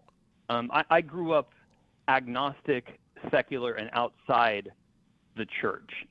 Remember, the first person to tell me about Jesus, Rev, was my paternal grandmother, who was the daughter of a Klansman. So I initially rejected Christianity because I knew at 8 or 9 years old that hers was a corrupted, immoral brand of Christianity, and that it was the antithesis of what I saw when I saw Martin Luther King Jr. and the Black church. And Rev, it was pop music made by Black believers, Aretha, Whitney, James Brown, and Prince, that ultimately brought me closer to the light of God than traditional gospel ever could have, because traditional gospel wasn't in my house. So, when Aretha sang with George Michael on I Knew You Were Waiting, that wasn't just pop to me. That was spiritual. It had deliverance. It had biblical testimony. And songs like that, songs like the ones Jewish songwriters like Carole King wrote and Aretha sang, came through the pop machine, through Arista, through Clive's world, and still, in my view, carried God's light into secular ears like mine. So while we should all be critiquing any corporate industry, I think we should be careful not to call the Jewish man who had very loving relations with both Whitney and Aretha part of a cabal, because sometimes pop music is how the church escapes the church walls and reaches the rest of us. And I know how important that work is to you, and I know that you straddle that line beautifully and have been your whole career, Rev. So am I asking too much there? I don't know. I didn't hear you ask anything. I thought you was making a statement. I guess I'm just making a statement that, I think that your statement, you had the right to make your statement. I think that Pam has her view. The reason I'm really not commenting on it is I knew Whitney. I knew some of the back and forward with her and Arista Records, and with Aretha, who I spoke at her funeral. I was at Whitney's funeral. And I knew Roberta Flack very well, who dealt with her. And they had different relationships with Clive. So some were better than others. He funded Puffy. A lot of people want to forget that, given Puffy's status now. So I cannot, without breaking confidence, as one that was a minister to some of them, break confidence. But he had better experiences with others than he did with others. None of them bad. I'm not saying that. But some were more engaging than others. And I think that I'll just have to leave it there, out of respect to my relationship with them. But thank you for your call, and I'll tell Reverend Toon to get to Reverend Fordham. Fordham's a good chapter leader. Let's go to Mrs. Jones in Philadelphia, WURD. Mrs. Jones. Yes, Rev, thank you so much for taking my call. I do appreciate it, although I have an emergency right now, but just wanted to say to you, we thank God for your wisdom always, and the best show on the air as well as on TV. Just want to quickly say that is the convicted felon, twice impeached, 4 times indicted, 34 criminal charges and so on, want this violence to stop, which alleged violence around the White House. We don't support it, but he can easily help the American people simply by stop lying to us, obey the rule of law, be more concerned about our security, because right now with so many changes going on in his cabinet, America is not even safe, and he's not even addressing them. There are so many people in positions that have not been confirmed or unfilled, and it will quickly bring an end to all of these shootings around the White House, which is unprecedented. Unfortunately, we don't condone violence in no way, shape, or form, but we as Americans, we don't like to be lied to over 30,000 times. We don't like him lying about everything, about the war, what has happened and what has not happened, the contradiction that is going on between our Iran leader and himself. And we don't need him talking about a ballroom when our soldiers are over there, in harm's way. And he can do a couple of things. He can resign or be impeached. But this is his own doing, and now he wants to cage himself away from any violence after mistreating the immigrants. But please try to commit violence, but he can help himself and stop messing with our voting rules and laws. I mean, you are the problem, not the American people. That's right. Thank you, Rev, and the number to call is the White. Thank you for your call. Let's take a break. Be right back. Keeping it real. Sharpton. Be right back. Keeping it real.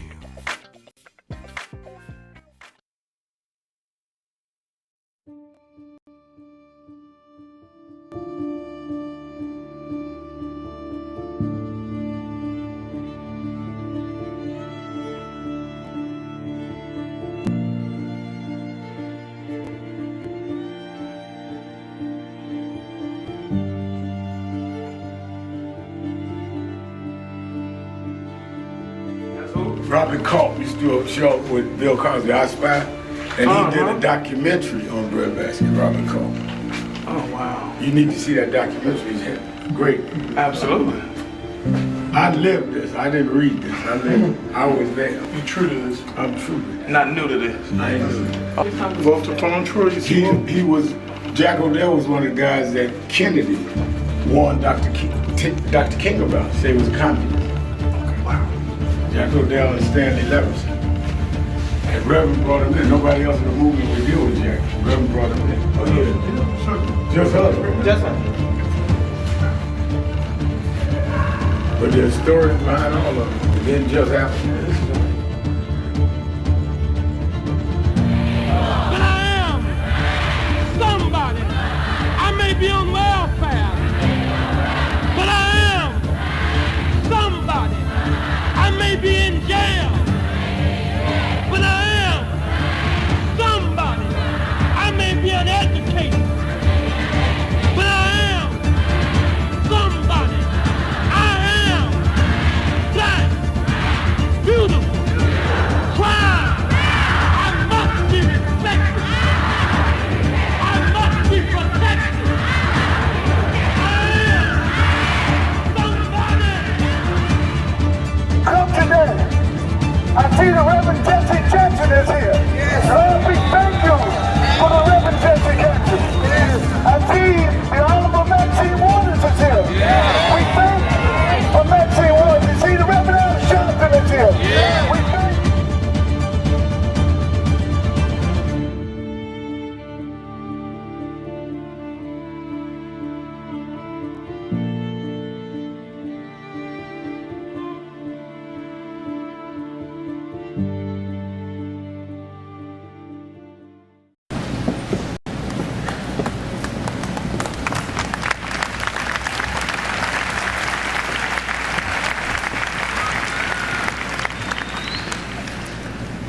All over the world today, people are gathered in love vigils to celebrate the life of a man that taught the world how to love. People may be wondering why there's such an emotional outburst, but you would have to understand the journey of Michael to understand what he meant to all of us. For these that sit here as the Jackson family, a mother and father with 9 children that rose from a working class family in Gary, Indiana. They had nothing but a dream. No one believed in those days that these kind of dreams could come true. But they kept on believing, and Michael never let the world turn him around from his dreams. I first met Michael around 1970, Black Expo, Chicago, Illinois, Reverend Jesse Jackson, who stood by this family till now. And from that day as a cute kid to this moment, he never gave up dreaming. It was that dream that changed culture all over the world.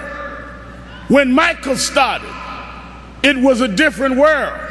But because Michael kept going, because he didn't accept limitations, because he refused to let people decide his boundaries, he opened up the whole world.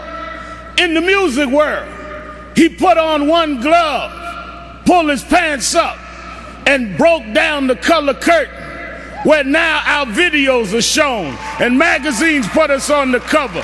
It was Michael Jackson that brought blacks and whites and Asians and Latinos together. It was Michael Jackson that made us sing "We Are the World" and feed the hungry long before Live Aid.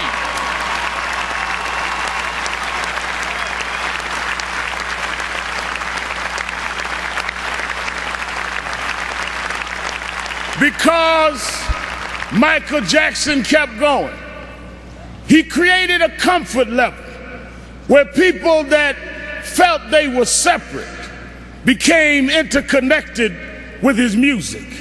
And it was that comfort level that kids from Japan and Ghana and France and Iowa and Pennsylvania got comfortable enough with each other to later it wasn't strange to us to watch Oprah on television. It wasn't strange to watch Tiger Woods golf. Those young kids grew up from being teenage comfortable fans of Michael to being 40 years old and being comfortable to vote for a person of color to be the president of the United States of America. Michael did that. Michael made us love each other. Michael taught us to stand with each other. There are those that like to dig around mess, but millions around the world, we're going to uphold his message. It's not about mess, it's about his love message. As you climb up steep mountains, sometimes you scar your knee, sometimes you break your skin, but don't focus on the scars, focus on the journey. Michael rose to the top. He outsang his cynics, he outdanced his doubters, he outperformed the pessimists. Every time he got knocked down, he got back up. Every time you counted him out, he came back in. Michael never stopped. Michael never stopped. Michael never stopped.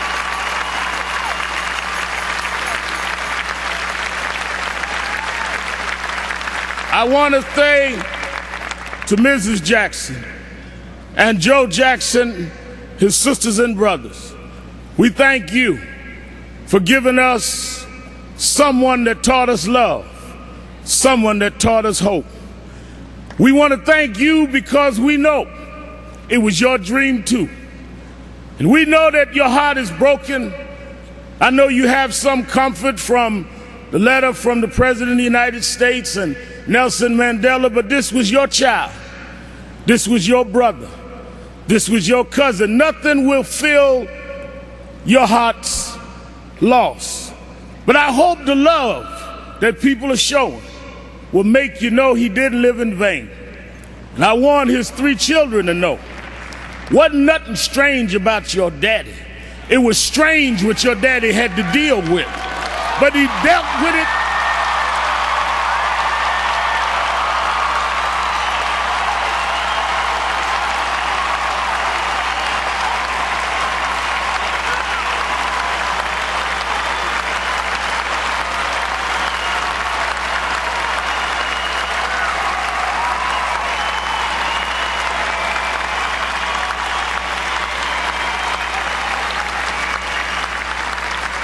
He dealt with it anyway. He dealt with it for us. So some came today, Mrs. Jackson, to say goodbye to Michael. I came to say thank you. Thank you because you never stopped. Thank you because you never gave up.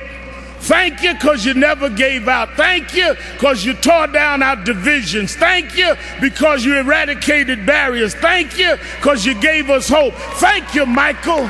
Thank you, Michael. Thank you, Michael.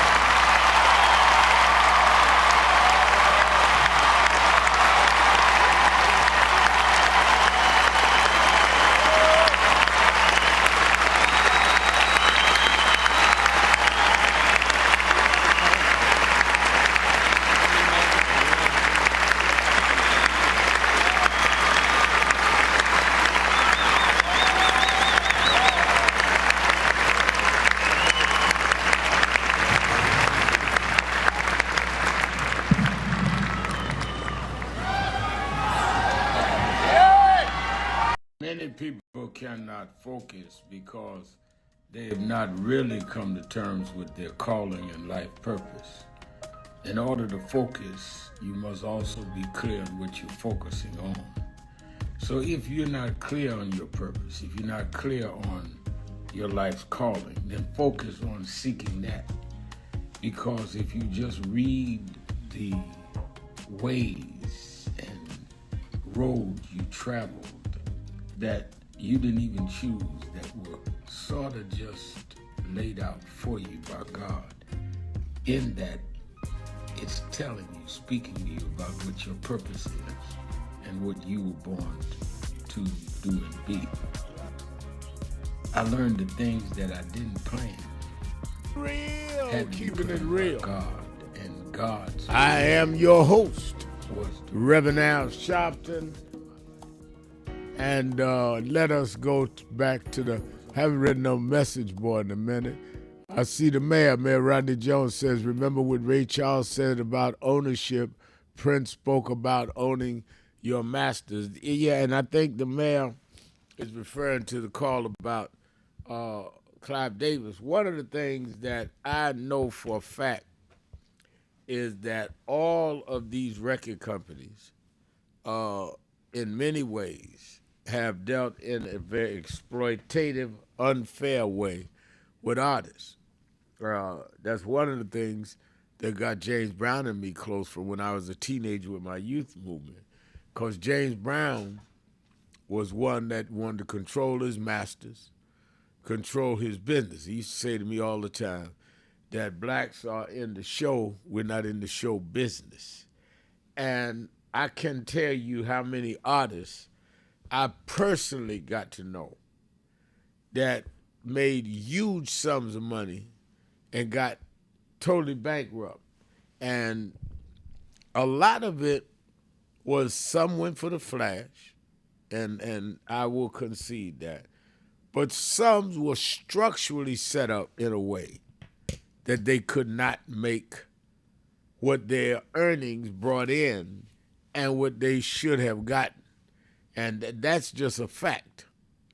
And the record companies and the managers and the accountants and all got rich, and they, in too many cases, were not compensated and not programmed out on how to handle money. That's one of the reasons why some of you that watch our live stream see a tape where Michael Jackson came to the House of Justice. He came to National Action Network because he was fighting with Sony about the masters to his stuff and his owning catalogs. Michael Jackson, you know, he got a movie out now that's doing very well, but Michael Jackson owned the Beatles catalog and others' catalog, which was real wealth. And I think that there's got to be a real study on how there was absolutely financial exploitation of black artists. And there was mob involvement. When the FBI tried to come at some of us about Don King, which none of us knew, I said, why aren't you going at these mobsters that's robbing and sometimes brutalizing people in the record industry? Blacks in the record, black artists. I'm talking about what I know. And then, of course, some of them go, oh, Sharpton's a snitch. He's talking on us. No, I'm talking about you exploiting our people. So let me get this right. You can take people, give them false contracts, in some cases threaten their lives or beat them down, and nobody's supposed to say something about that? When I know about it, to me it's a civil rights issue. It was then, it is now. And I'm glad more and more of us are speaking up. Now you've got another generation that came behind them, some in my generation that became entrepreneurs and businessmen, some generation behind us, that's beginning to slowly turn that around. But it was thick when I was in my teens and 20s and we were fighting this. The other part of this, though, that I tell even those that are in that business now, that with the moving out from record companies into live stream entities and in controlling cable television, that is now in the hands of the right wing because they regulate all of that with Trump in, they've got to be very careful that they don't try to snatch everything from them. Very careful. Let's go to Theron in Detroit, Michigan. Theron. Hey, Brother Al. Peace be unto you. Peace. I haven't talked to you in a while. Peace on to you. It's been a lot going on in the nation. One of the things that I want to speak about, we speak about our democracy, and I heard that was being spoken of a little while ago on the phone here. So listening to that, you kind of think about it in a different way. I think about it in a different way. I do. I'm born and raised a Muslim, but when we look at democracy, we have to go in deep into the word of it. and what it truly means. It has a Latin and Greek meaning the most classy and the most classiest. It is the rule of the devil. So we asked ourselves, what kind of rulership do we have?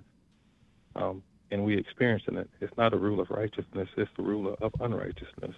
We had a president who posted a picture of himself posing to be as the Most High. If we go into Scripture teaches us that Lucifer went above the clouds and said he was as the Most High. And God said that I will bring you down to the sides of the pits of hell. Let me say this. I think that, and I want to be real candid, that for me and those that own these stations, I'm not calling Donald Trump the devil. I am saying what he's doing. We don't do that. Wait a minute. I'm saying what he does is wicked and devilish. I just want to be real clear, because he'd love to jump on social media and say, I called him the devil, and all the radio stations that carry out shows should have their license pulled. So I'm being, and I'm not saying it just because of that. I'm saying it because I don't call people the devil. But go ahead. We're speaking of, we were taught that you can be as white as snow or black as what they would call an ace of spades. Unrighteousness is unrighteousness. Devilish is devilishness. Doesn't matter what nationality you are. Right. Unrighteousness is unrighteousness. That's right. I agree. So that's where we're at. I should have just came out and said it that way at first. No, but you and I are always clear with each other. No problem. Yeah, we just have to make sure everyone understands that we have to be clear how we speak to one another, because it is a fairness. What individual does, all individuals don't do that. Right. We have had presidents that stood up for this nation, regardless of what their feelings were. They backed the laws that they said they were going to back, and it didn't matter what nationality those people were. They did that, and we've seen that those things took place. This person that's in office is more of a puts on a clown show. He doesn't have a political background. It's like putting going to McDonald's and asking them to build you a building. Doesn't make sense. No. Because that person's flipping hamburgers, and we put a person in the office who has not a clue of what's going on in our world, and he's making things very bad. And it's not only bad for us; it's bad for everyone. I'm looking at more people, Brother Sharpton, walking the street homeless today, and they're very young, with their children in their hands. This is not one-sided. This is all nationalities of people, and this is sad. So this president is really taking us down a unrighteous path that we should not be going down. So we do need to continue to support those who are working hard in positions like yourself. We shouldn't be going against one another. I don't like when I've been hearing. Been listening a long time here. I don't like when I've been hearing, why aren't you saying this or saying that? Well, National Action Network does their process of trying to make things whole, and if another person wanted to do something different, that would be on them. It wouldn't be the fact to scrutinize what you're not doing, because I think National Action Network is doing a lot. Yeah, well, I appreciate that, and Theron, that would is always concerning to me. Is I don't mind the criticism. You're always going to get that if you're in the public. Right. Is that fine? You may not agree with what National Action Network is doing or what you want us to do. So are you a part of something that is doing something that you agree with? Most people that's criticizing are not involved in anything. They just sit around and appointing themselves critic. And there is no excuse for the people not to be involved with something, whether it's something I agree with or not, or they agree with it or not. But to be uninvolved with any formation of people that are trying to correct what's going on says more about you than the people you criticize. Then listening to you, I mean, you've been around all my life, and you've been nothing but in the streets fighting. I don't know how many pair of shoes you wore out. Like I say, you've been stabbed, brother, and that's serious. You give your life. You've been like a savior to us, and a savior in Scripture, Ezekiel, Scripture says, "I will send saviors after my people." That's plural. That's a S on the end, and you're one of them. So I think that my people should take a very serious look back at what's going on here. You have a brother that's sitting on top of a teapot and it's ready to blow off, and he's fighting for your life. Yep. You should listen to him. He is fighting for us. He's not only fighting for us, he's fighting for everybody. And I've seen you go to jail over, I think it was in Mexico, they were The trying Puerto to do Rico, some nuclear yeah. bombing Puerto or Rico, something. yeah. Puerto Rico, that Yeah. bombing. I seen you sitting on the ground in handcuffs. I'm like, but Brother Al is in another place in the handcuffs. Yeah. You're very powerful. You do things that average people are not doing, and they're saying bold statements. They shouldn't speak. I mean, I don't even like when our entertainers speak up and they're not politically involved. They're not like Arabella Fonte and those folks who were truly involved in the system. They're just more puppets for the false audience. And given lines to read by some, in many cases, misguided managers and all that, there's Right. always some controversy. They were talking about around the office today that somebody made a disrespectful reference to George Floyd. It's the week of his anniversary of assassination. That ain't no joke. But who gives you the idea that that's all right? And what I've told artists that say, that use comedy wrong or humor wrong or even language wrong, well, I got the right to free speech. And I tell them, Theron, you do? Well, then why don't you speak about the nationality of your managers or your accountants and see if they allow you to do That's right. that? They'll take your contract. And I'm not saying they shouldn't. So why are we the only ones that's allowed to speak to degrade ourselves, but you better not degrade others? You can't be that stupid. What they, before I let you go, Scripture teaches us that God had to quicken the spirit of that which was dead to make it alive. And to understand that was an actual person that was made dead. And God went into the mud where the people were being mistreated, downtrodden, and grabbed that one and pulled him up and quickened the spirit so that could teach the people and raise them up out of the mud. That's where they should be at. But Right. Our people is so far in the mud, brother, that they refuse to listen. And people like you who speak up, I don't know why they do it. They always got something negative to say when you're doing so much positive. I don't understand that.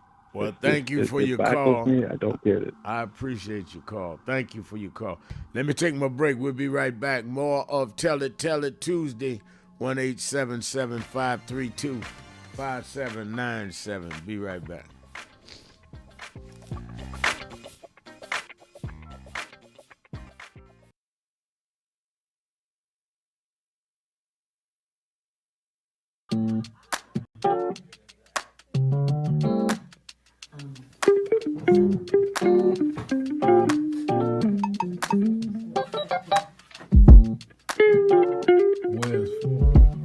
I see I'm in today's New York Times word puzzle, and they're asking what is Al Sharpton's title for short. It's Rev. I didn't know everybody knew that. But people in the New York Times, they should call me Rev. They should call me Reverend. No.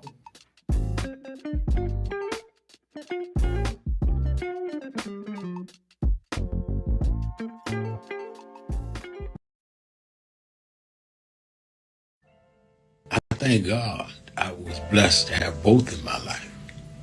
Both historic, strong figures. But if I misuse them and listen to not only figures that are not as historic as them, but figures that had nothing to do with the calling and purpose of my life, I would live confused. I'd be double-minded. I'm clear. And what I want you to do is be clear. Clear on who you are and why you are. And a lot of that will be exposed to you and others by who you are around and who you allow to enter your head. keep people at a distance that only have a distant and unclear vision of who you are and who you are supposed to be. They could be your blood relatives, but they could not be the ones that accompany you toward what you ought to be about. Everybody good to you ain't good for you. Everybody that makes you laugh sometimes end up making you a joke. And I think that is extremely important about the funding. But I also want to add how they're changing what can be taught. You have states outright saying you can't teach Black history and you can't teach certain other histories and the curriculum. You have this administration that is literally taking out exhibits from the Smithsonian.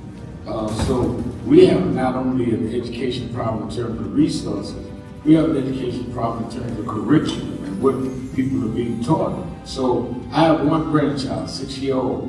When he gets to high school, it may be just against the law for him to learn about certain parts of American history, which includes Blacks. We don't want to talk about slavery. We want to talk about the good side of America. Well, what does that mean? That's not history. Everything was not good. And I think that that is the threat that we've got to fight, which is why we've got to fight with the courts and the streets, because they are literally changing the textbooks as we go. As they do that, they change the opportunities, because then the fight against affirmative action is not having access to these institutions and telling these institutions, this whole fight around DEI, which they did DEI, started at Harvard with a Black woman president. Started with them saying you can't teach diversity in an Ivy League school like Harvard. It didn't start in Little Rock at the high school. This fight, this time, was Harvard. And they went from there on. And I think that we've got to have the same resistance. If they could fight in the 50s, the ACP would have been together and deal with the question from Little Rock in terms of desegregation. Then we that are far more educated, far more economically secure personally, have no excuse in the age of what they did in Harvard not to be standing up back in the South.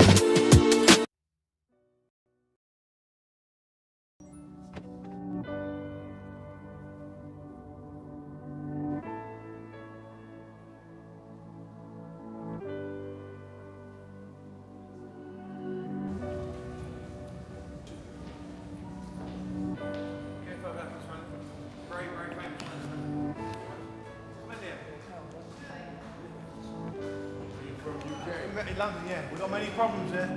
We need you over our side. Yeah, you're invited anytime, please. Whenever you want to come.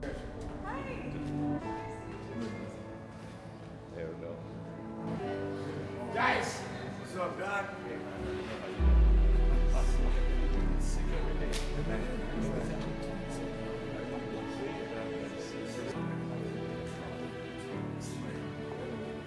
So we are in not a political dilemma, we are in a moral dilemma.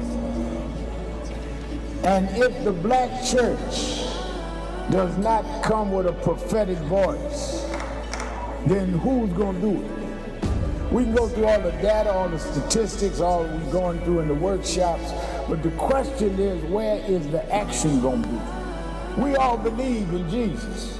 Jesus didn't teach theology, he healed people. And they learned the nature of the theology based on his healing. We got to heal this nation. And if we heal this nation, the nation will return to our churches.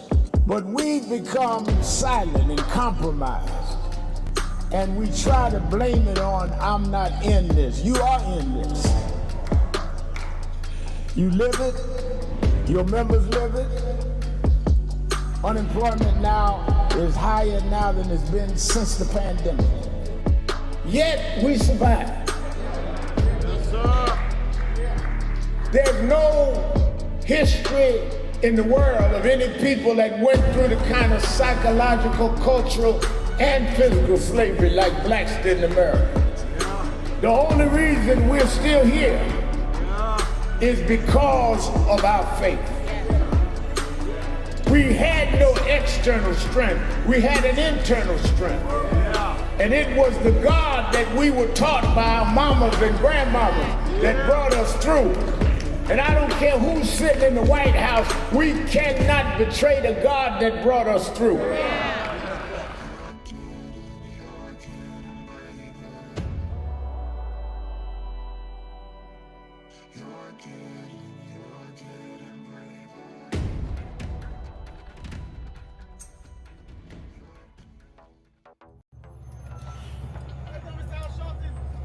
How you doing?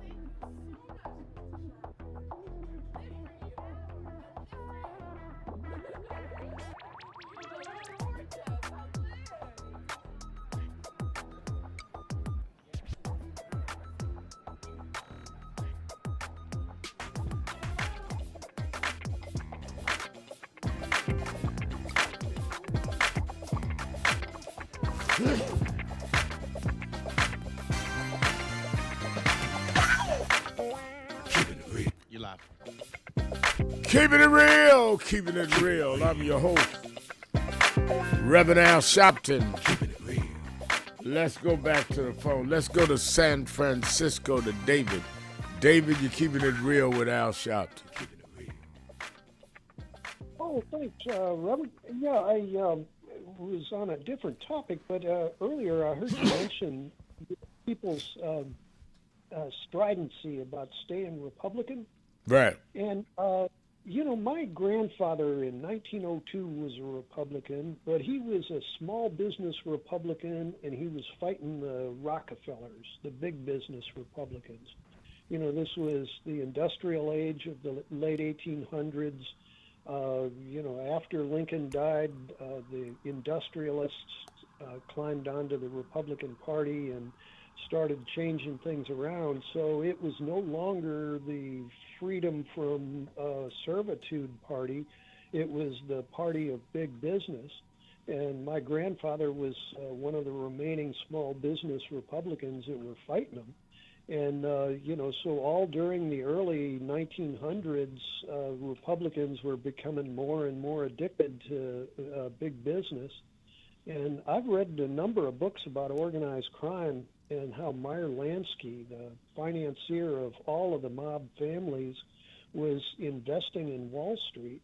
And so Wall Street was dancing to the tune of organized crime money, and the Republican Party was basically latching on to big business and organized crime demands.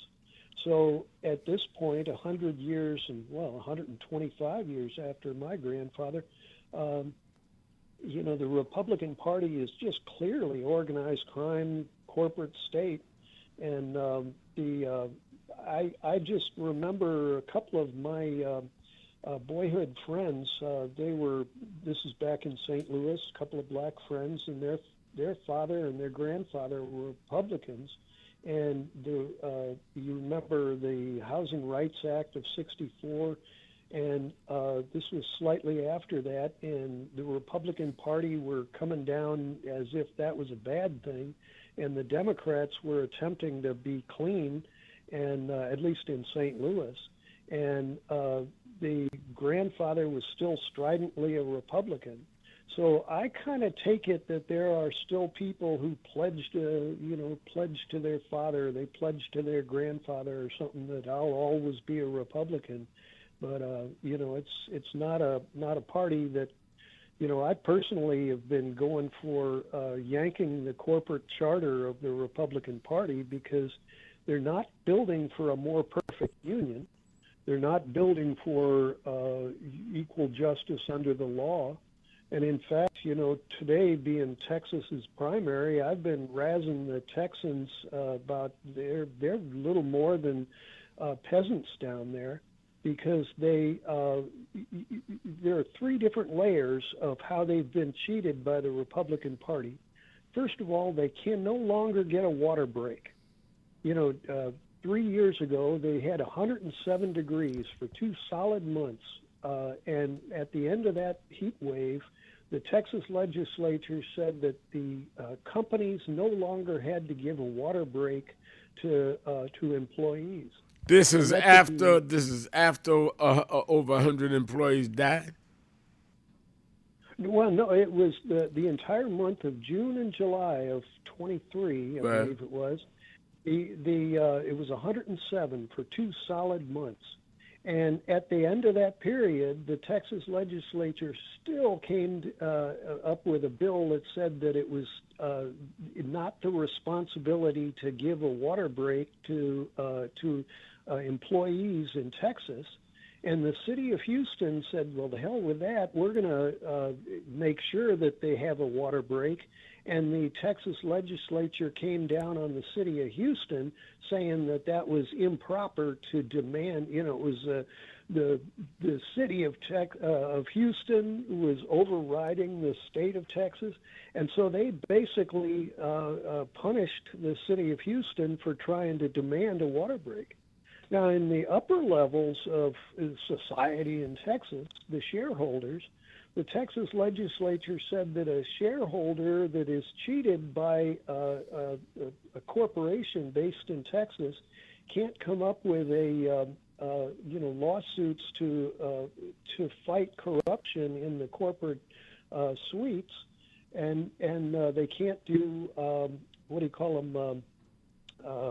mass class action lawsuits anymore in Texas to fight corporate corruption. And so the poorest and the richest in Texas are cheated by them. And then the entire state of Texas is being cheated. Just a few months ago, they said that they can now use fracking water in agriculture in Texas. So that whether I saw that. Food, that's amazing. Yeah, and so all of the food grown in Texas should now be seen as something to boycott for your own public safety. Whether you're getting beans or whether somebody I've been calling the Kentucky racehorse area and saying don't buy alfalfa from Texas because you're likely to be poisoning your horses with fracking water. And I've been calling the pet shows and saying, hey, if you're getting your dog food from Texas, you might be feeding them fracking water. And, it's going to be easy to mess with Texas, but the entire population of Texas is being poisoned with fracking water. And when you think that the state of Texas is the biggest state in the lower 48, and that it's basically almost 1/3 of the land size of the lower 48, and that much land is going to be poisoned with fracking water. But isn't that what they're really about, trying to control the land, and you can't add land? So those that want to play God, I think, are going to be seriously disappointed. You know, we're going to go through rough stretches, but at the end, I'm a firm believer that right overpowers wrong. Thank you for your call, David. Let me take a break. Be right back. Keeping it real. Sharpton. Be right back. We all hear the radio ads about the IRS. They tell you to be afraid.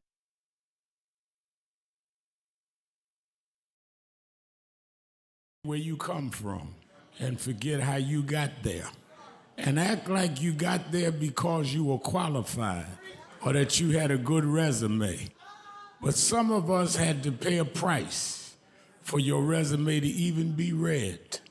Some of us had to take nights in jails and licks upside the head or shut out of boardrooms like Byron so you could walk down red carpets and act like you got there by yourself. So I received this award with a special place in my heart and on my shelf because I'm getting it from a freedom fighter who never forgot where he came from and how he got there.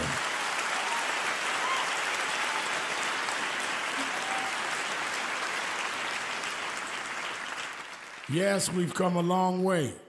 We've had now a black president and now a black vice president. But we still can get shot down and have to march to get a case in court. We still can get shut out of boardrooms. We're still doubly unemployed in a good economy. So we're going to have to keep marching. And I thank not only my family, a mother that raised me by herself, but I thank that lady at the end of the march that knows she won't be on TV that night and knows her name will never be in the paper, but she believed in me enough to get at the end of the line and make me look good. Because Dr. King used to say, if you call a march and no one shows up, you just going for a walk. And I want to thank those that marched with me. 32 years ago, here in Los Angeles, we marched. And then many years later, with George Floyd and others, we're still marching. And I'm going to keep marching. I'm going to keep agitating. And I'm going to keep going.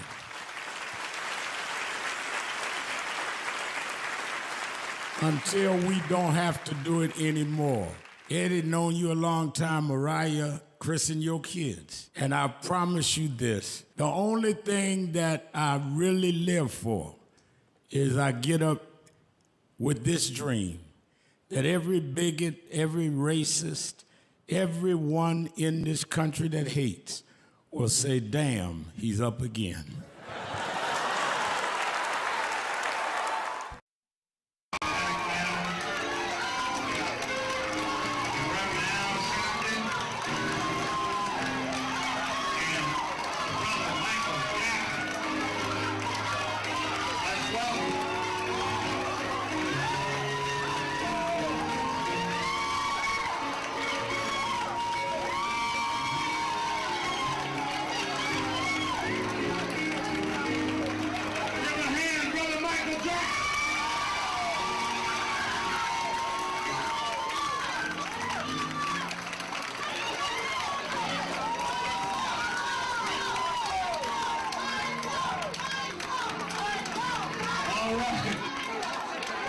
We need some room. All right, hold on. Michael Jackson is the highest selling artist of all time. No one has sold more records in the history of the planet than Michael Jackson. But Michael Jackson said to us, he did not want to just raise the issue of what's happening with him.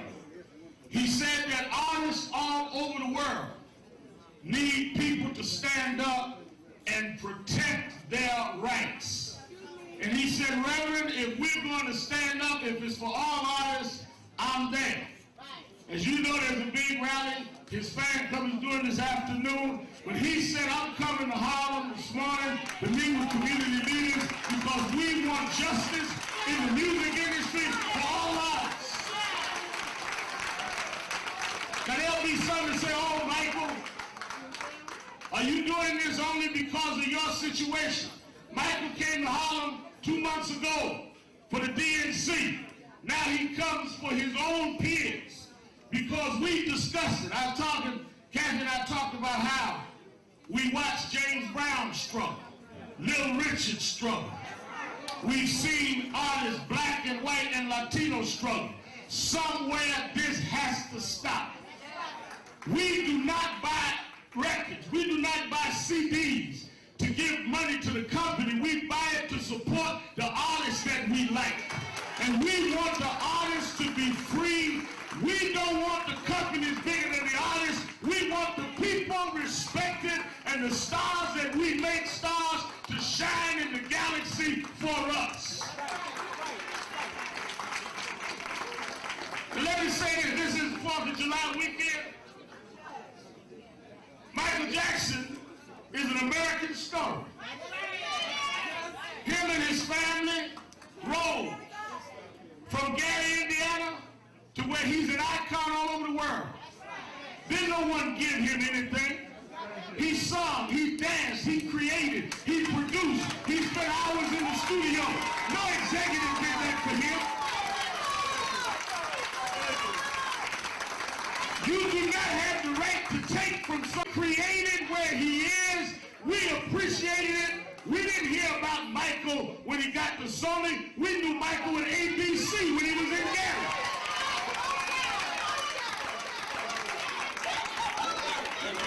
They got thrilled when he did Thriller. We was already thrilled. We were already off the wall. And we coming off our seats to stand up for justice in the music industry.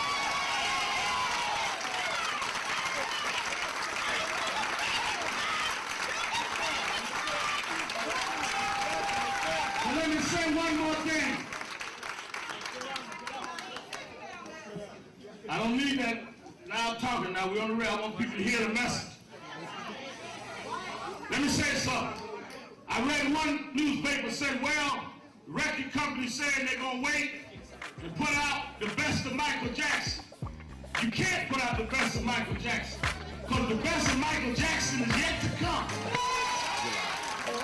Keeping it real, keeping it real. I'm your host, Reverend Al Sharpton, and we're back.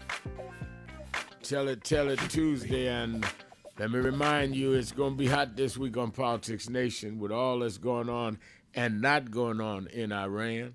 What is going on with these district fights? You just heard Reverend Nelson Rivers from the floor of the state legislature that they will not draw that map in South Carolina. So that's a temporary victory. But how do we duplicate that in other states? I want to have members of Congress and some of our political thinkers on. You're going to want to watch Politics Nation with Al Sharpton live at 5 p.m. Eastern Time, both Saturday and Sunday. And then, of course, you that are in the New York, New Jersey, Connecticut area, meet me or beat me to the Saturday Action Rally. We are at the historic Mother AME Zion Church, 137th and Lenox, 9 a.m. to 11 on Saturdays. We count down 2 weeks, and we'll be in our own place. And thankful to you that went online and contributed to make that happen. Let's go to Fred in Milwaukee. Fred? How are you doing, sir? I'm doing fine. Hello. Hey, just a couple of comments and then I guess some clarification on one of the issues you're talking about today. The comment I just want to encourage, all the parents, grandparents, uncles, nieces, if you had a college student come home for the summer, take them to go get registered to vote, get them set up if they have to do an absentee vote if they're going to be back in school when the primaries occur or the general election, so that they know what to do. My daughter's home from Morgan State, and taking her registered to work because she's older. This is her first election she'll be able to vote in. And so there's thousands of kids that are eligible to vote that went to the HBCUs that we need to encourage and get them to vote. My point of clarification, and this is I'm asking, regarding the NAACP and the college students, wondering if they got in support, because I know you remember, and I remember when Bill Russell, Jabbar, Jim Brown, Muhammad Ali, all of them posed for that picture, a lot of other athletes, showing unity during the civil rights movement. Do you know if they consult? I mean, because I believe I understand they're looking at the southern states mostly. They're looking at redistricting and gerrymandering, as far as the vote. But they're not saying that these kids shouldn't go to college, but saying they should go elsewhere to other schools that may offer them scholarships where they can still make whatever they're going to make the way the college students can make money now, but just to boycott that. So I was wondering if, one, if I have that understanding correct, and then two, if they, sought out any support from black athletes that are politically active, because I'm trying to think of, some made comments during the Black Lives Movement. I know the Milwaukee Bucks boycotted the bubble when we had incidents here in Milwaukee. So just looking for clarification if I have understood. Yeah, I think you're right. They're talking about, and this is the NAACP and then the Congressional Black Caucus, talking about several southern schools based on, this redistricting fight. And I think that the clarity there is that what I'm looking for, and certainly National Action Network supports any effort that would fight redistricting. What I'm looking for, though, is those states that have gone through the whole appeal process and we lost. Because we could have had students say that about South Carolina, and then the day it was turned around. So I'm looking for, and I'll be talking, I'm sure, to those in the NAACP about it.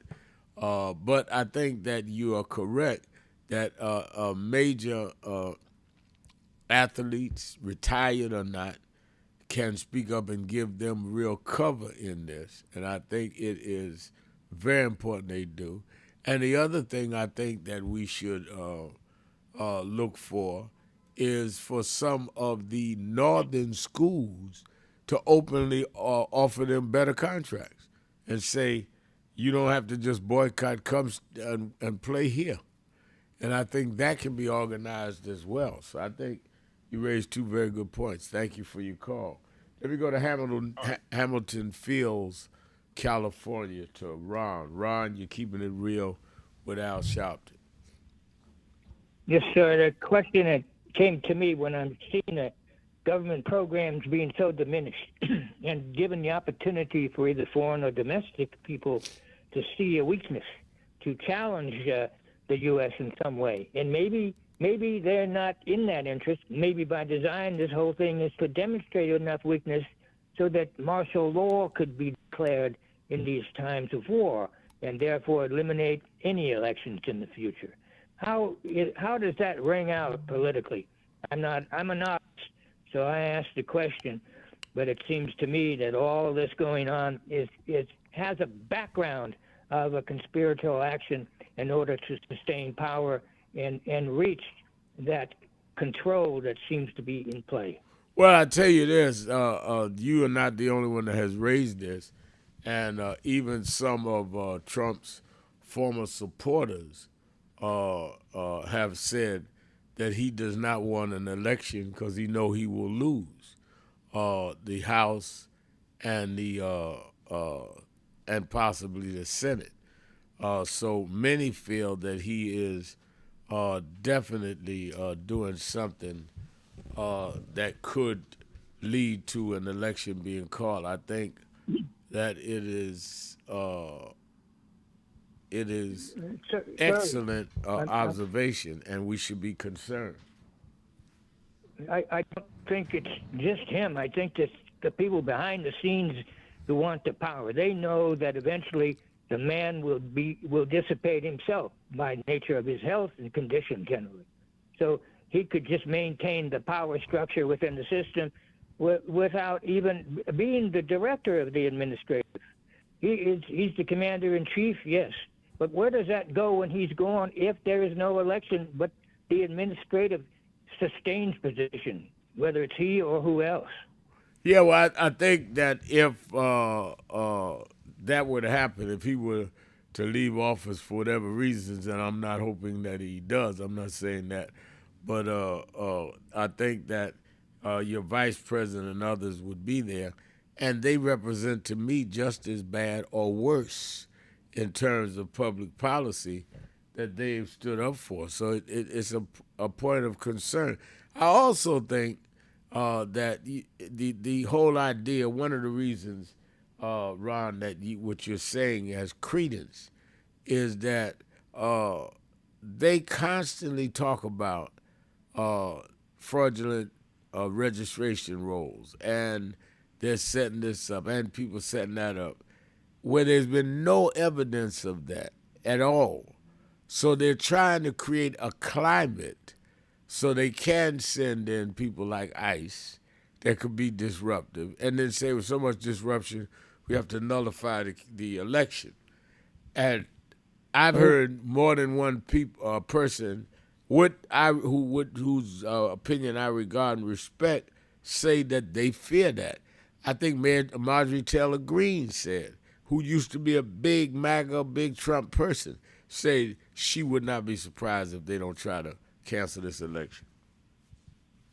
Well, I don't think it's far away. If he's in a war state, and that war state would allow him to have the consideration, because he's weakening the nation at so many fronts. Of course, he's weakening the support of the people, but all those programs that were protective programs for the nation and for the people itself, they're being diminished. That would give anyone the incentive on the outside, if they thought there was rational reason to cause disruption in the government. Aside from his people, in the background of his people are people who are power people. They have power. They want to maintain it. This looks like a much grander conspiracy, in a sense, than meets the picture of the people in office. Well, I would also say that you and I should be very concerned about the private business people close to him, the Elon Musk and et cetera, who have now openly said they want to go from billionaires to trillionaires and have control now of a lot of the media entities, a lot of the space travel. I mean, we are very in plain daylight going into a country that is like an oligarchy of the wealthy and the politically powerful without being checked. And I think that is not an overstatement. I think that's the facts of what we're looking at. Well, I think that you're on track, people around you and in those who see what's going on.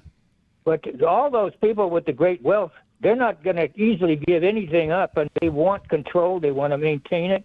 And the picture is bleak if we cannot sustain what we used to say as the power of the people. Unfortunately, we seem to be in the kingdom of the king and the serfs, who are basically no more than minimally paid slaves. I could not agree with you more. Thank you for your call. And I think I'm about out of time. Let me remind people again, watch Politics Nation over the weekend. I'm on the text messages now. It's going to be a hot one. Saturday and Sunday, 5 p.m. Eastern Time on MS Now. Remember, whatever you do, wherever you go, however you feel, tell somebody, tell anybody, tell everybody. Reverend Al told you personally, keep it real. Keep it real.